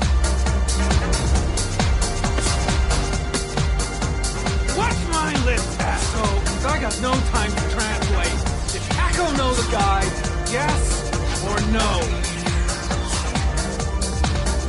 John. He said his name was John. Friend of Paco's. Always let him straight up.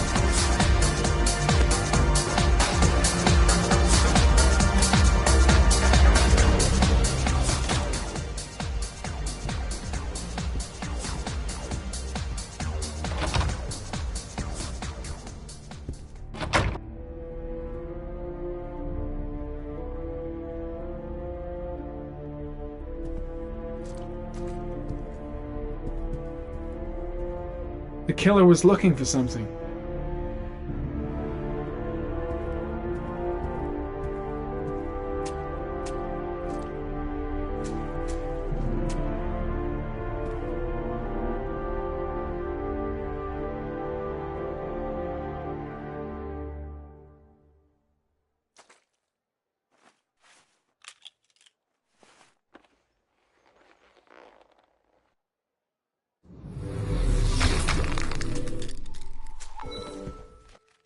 His coat pocket.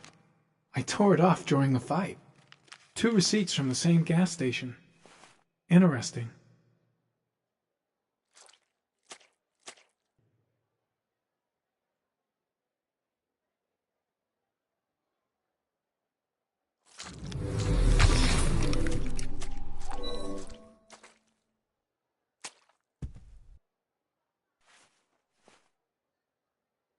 Paco Mendez was no saint. His rap sheet reads like the telephone book.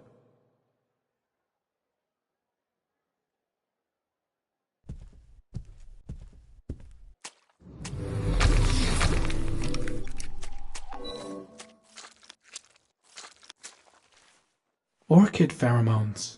The fucking origami killer.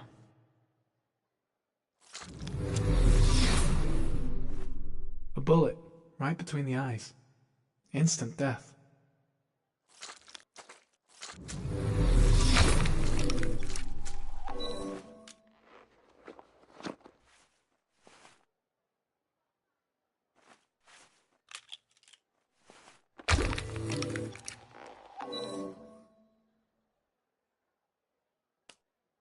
Madison Page? She may be a witness.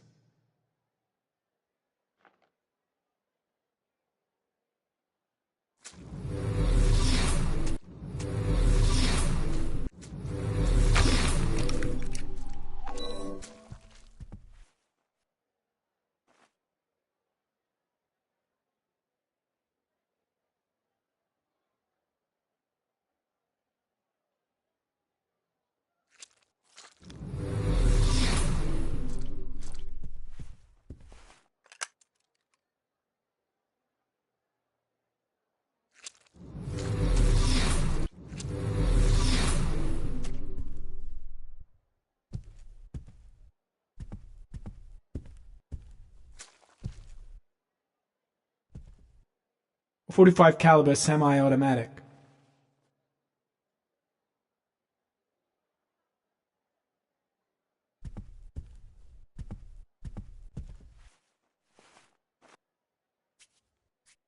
.45 caliber.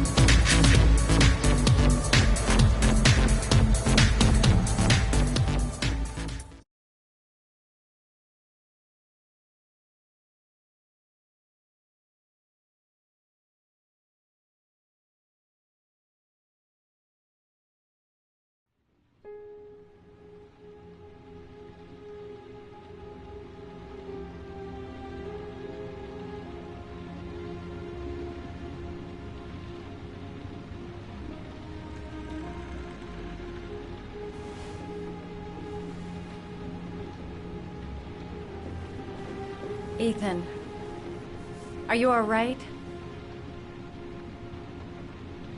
I couldn't do it. I was supposed to kill him to save Sean. And I couldn't do it. You're not the origami killer, Ethan. You're not responsible for those murders. I can prove it. That changes nothing. Saving Sean is all that matters now.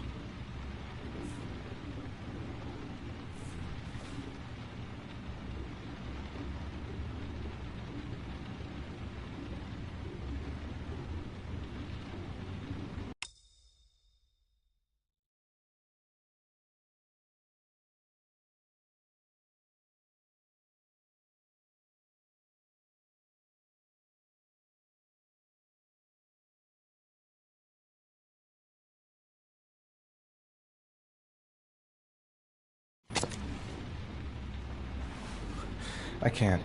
Not now. I'm sorry. I didn't mean to. Anyway, I'm gonna go.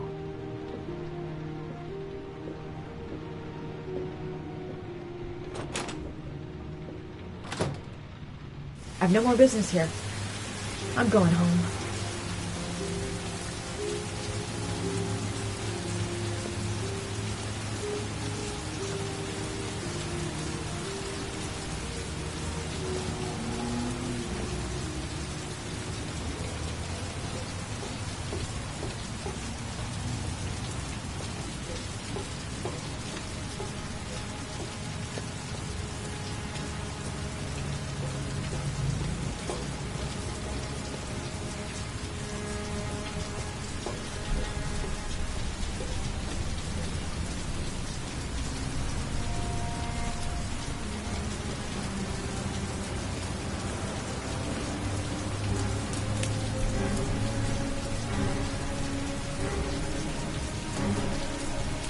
Cops.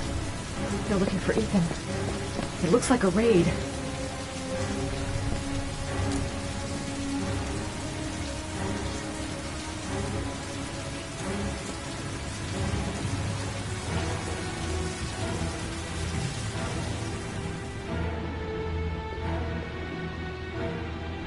Come on, what was the damn number?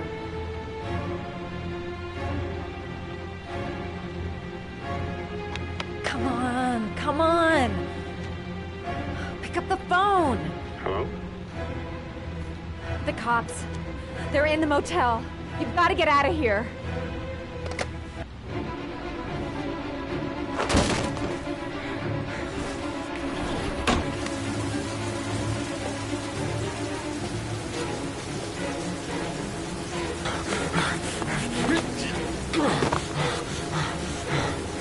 Still on the move! Get him! He's making a run for it! He's on the balcony!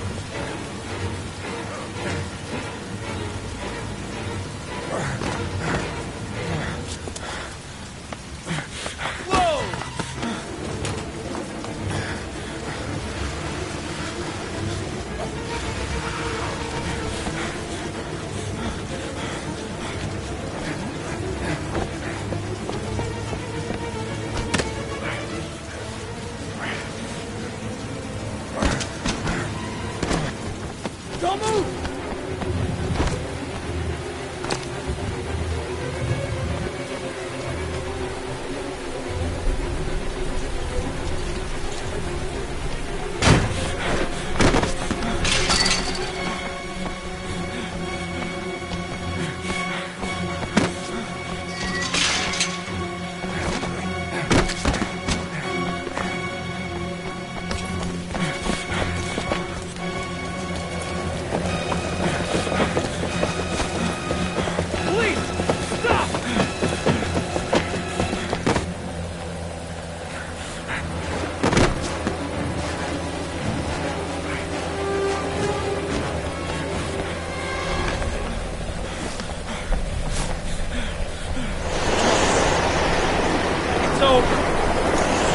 On your knees, hands behind your head.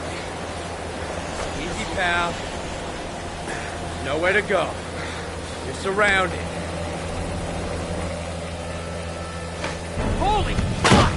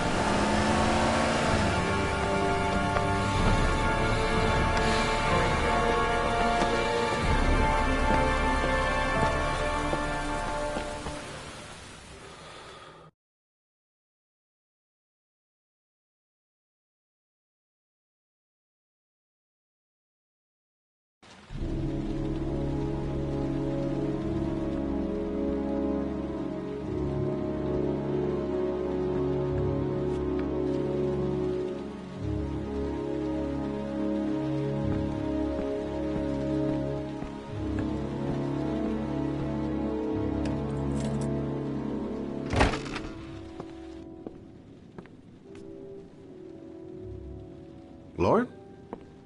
I'm sorry, Scott. You should have listened to me, Mr. Shelby. I told you to drop the investigation. Your son is a serial killer. How many people does he have to kill before you turn him in? Gordy has his faults, but he's still my son.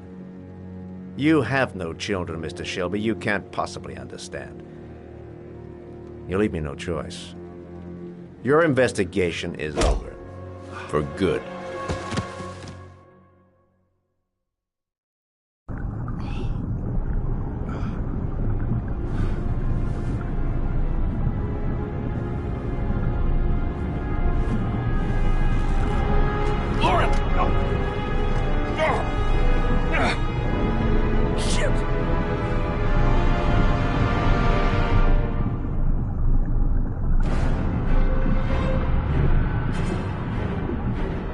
Lauren! Lauren, wake up! Lauren!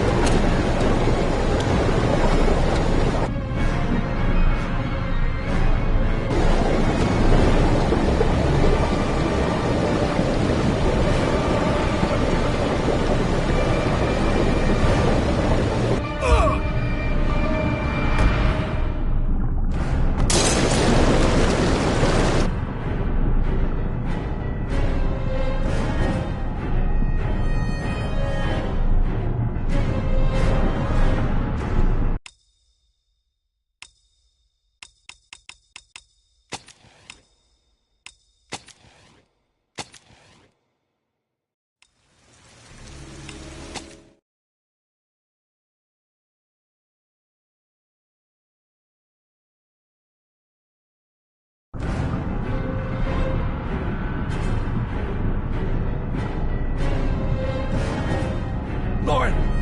Lauren, wake up! Lauren!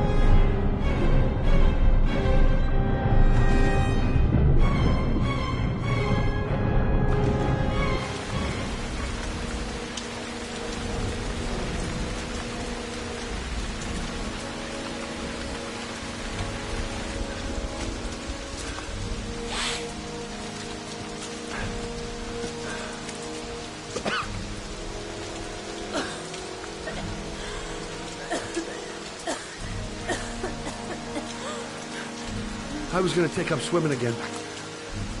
This isn't exactly what I had in mind. You got a car back at your place? Mine's obviously pretty fucked up. Yeah, sure.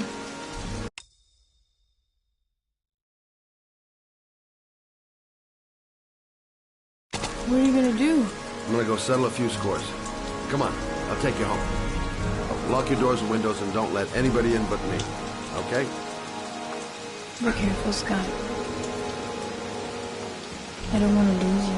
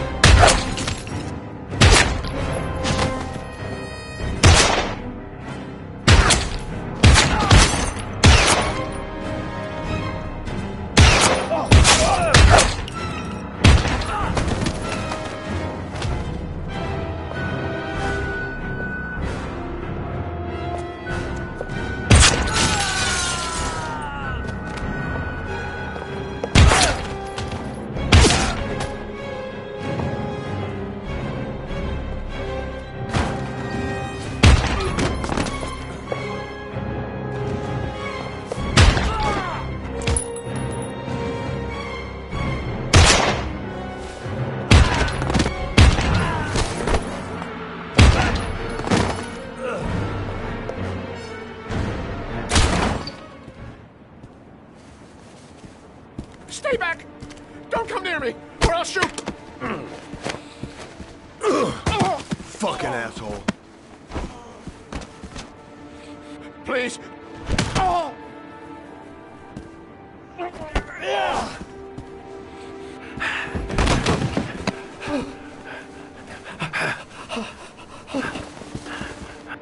Your idiot son killed all those kids, didn't he? He's the origami killer. No!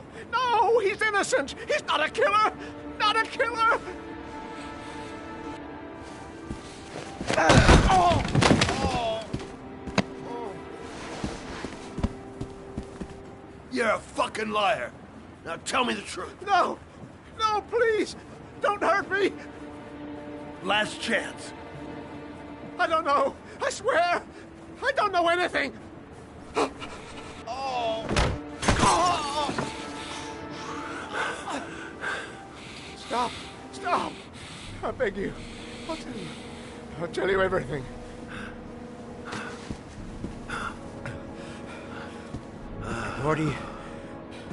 Gordy always wanted his fun, you know. He wanted to be like the origami killer.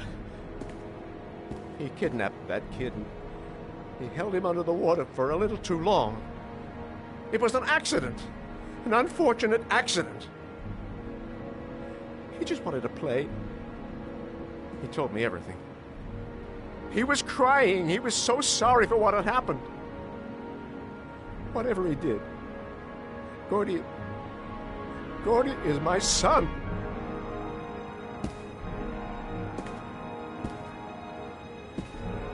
No one will miss him. What? That boy, Gordy killed. No one will miss him. The street trash, like so many others. Oh, you disgusting pile of shit.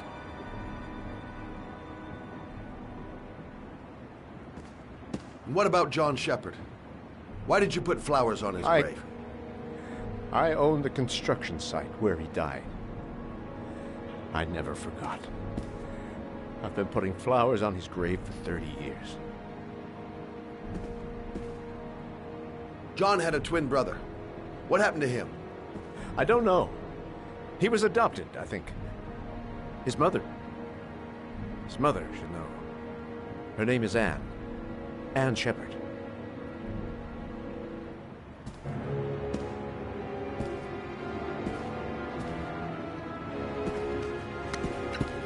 My heart! My heart! Quickly! I need my pills. In that drawer. There.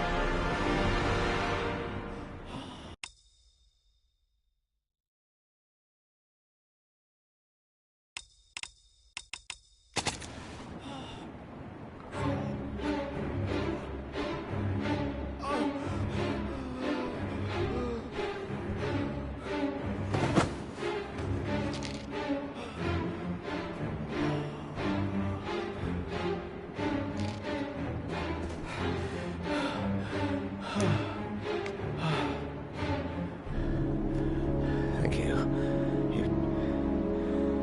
You saved my life. I already regret it.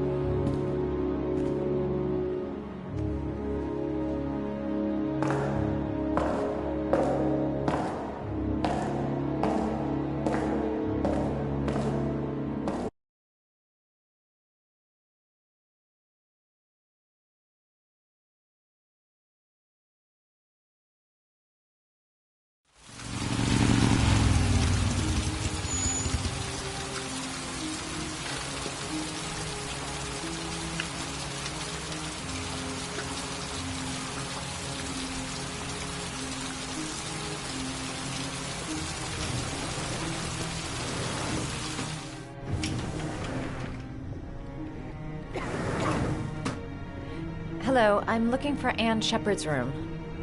Please sign the visitor's book.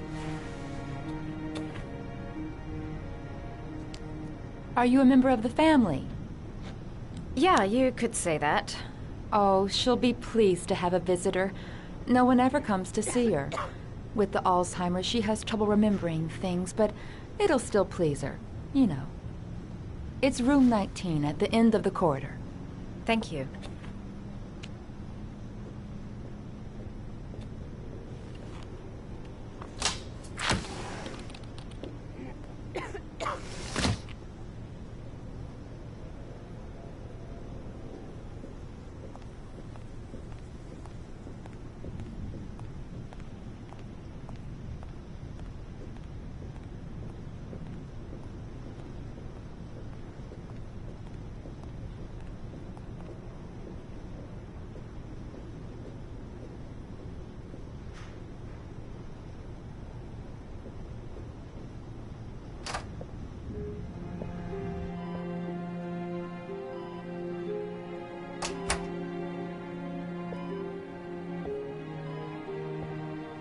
Hello, Mrs. Shepherd. Is it time for my pills already? No, Mrs. Shepherd, They're never on time with my pills. I don't know what they do here. In the other hospital, they were always on time. But here...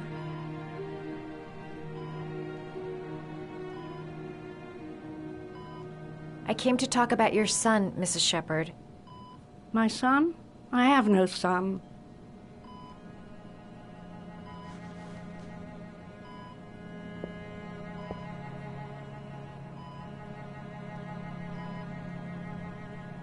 Do you remember John? My Johnny. He is a good little boy, you know. You had a son named John, and John had a twin brother. Do you have my pills? It's time for my pills. Your other son, Mrs. Shepherd, John's twin brother. What was his name? What other son? I have no other son. I never had any children.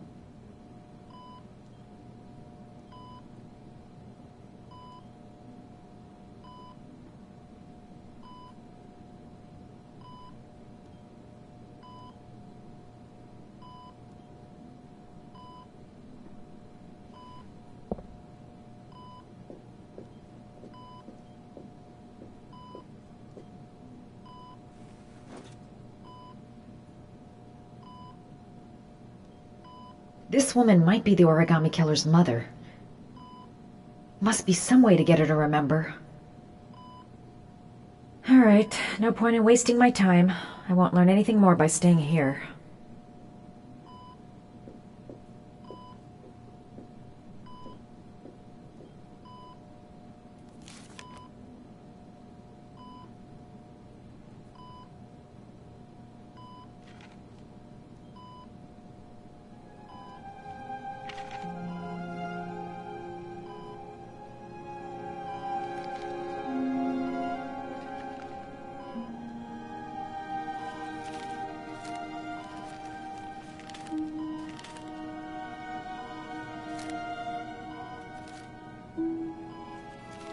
Oh, you know how to do these little dogs, too. My children loved origami. I taught them how to do it. John loved the little dogs. He always wanted to call them Max. Max, Max, Max? All dogs with the same name. I was wasting my time telling him they couldn't all have the same name. But he always wanted his paper dogs Max. It's funny, isn't it?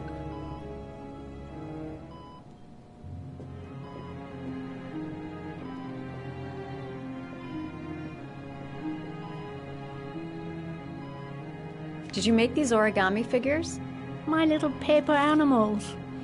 They played with them for hours.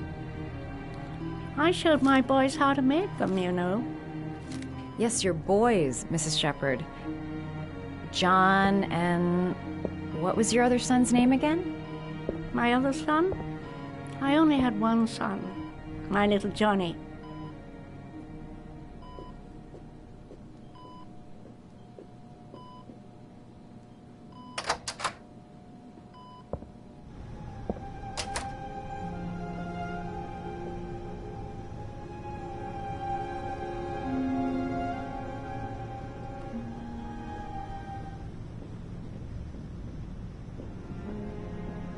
Does Mrs. Shepherd ever talk about her past?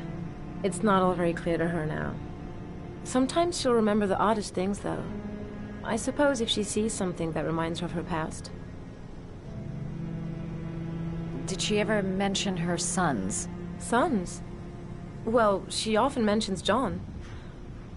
I think he drowned. Does she ever talk about her other son? I didn't know she had another one. I've never heard her mention it. I'm looking for her other son. He was adopted. I mean, he's probably changed his name. Is there any official documentation on Mrs. Shepherd? No, there's nothing really. Nothing about her family.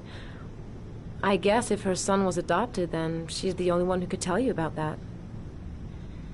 Sometimes, if you show her things, it seems to trigger a memory from her past. You might get it to remember. Thanks for the advice.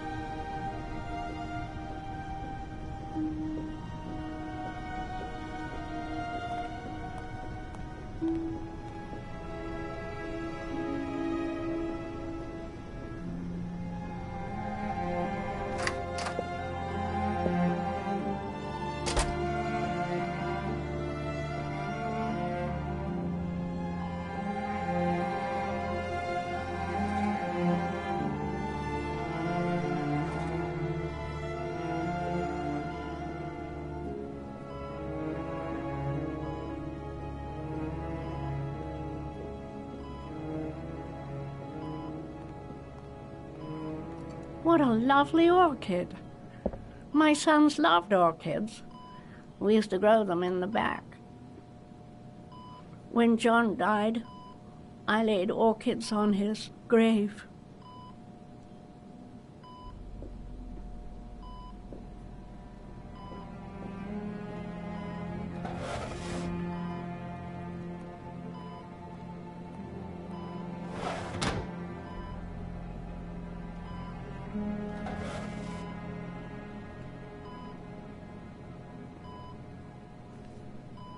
Are these your children, Mrs. Shepherd? John and his brother? Is that them? They're good little boys. Their father never looked after them, always drinking. They didn't have an easy life, you know.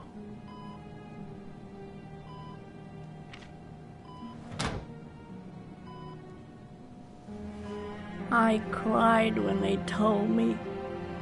I'd already lost one of my children, and now they were taking away another one, you understand. The foster family, Mrs. Shepherd. What was the name of the foster family that adopted John's brother? They were really very nice people. I met them, you know. In the beginning, I used to go and see my little boy. And then I got sick and I couldn't go any longer. Perhaps he thought I'd forgotten him. He must have thought I didn't love him anymore. His name, Mrs. Shepherd. What was his name? But I loved him. If you only knew how much I missed him. Please, Anne. His name. What was his name? Come closer.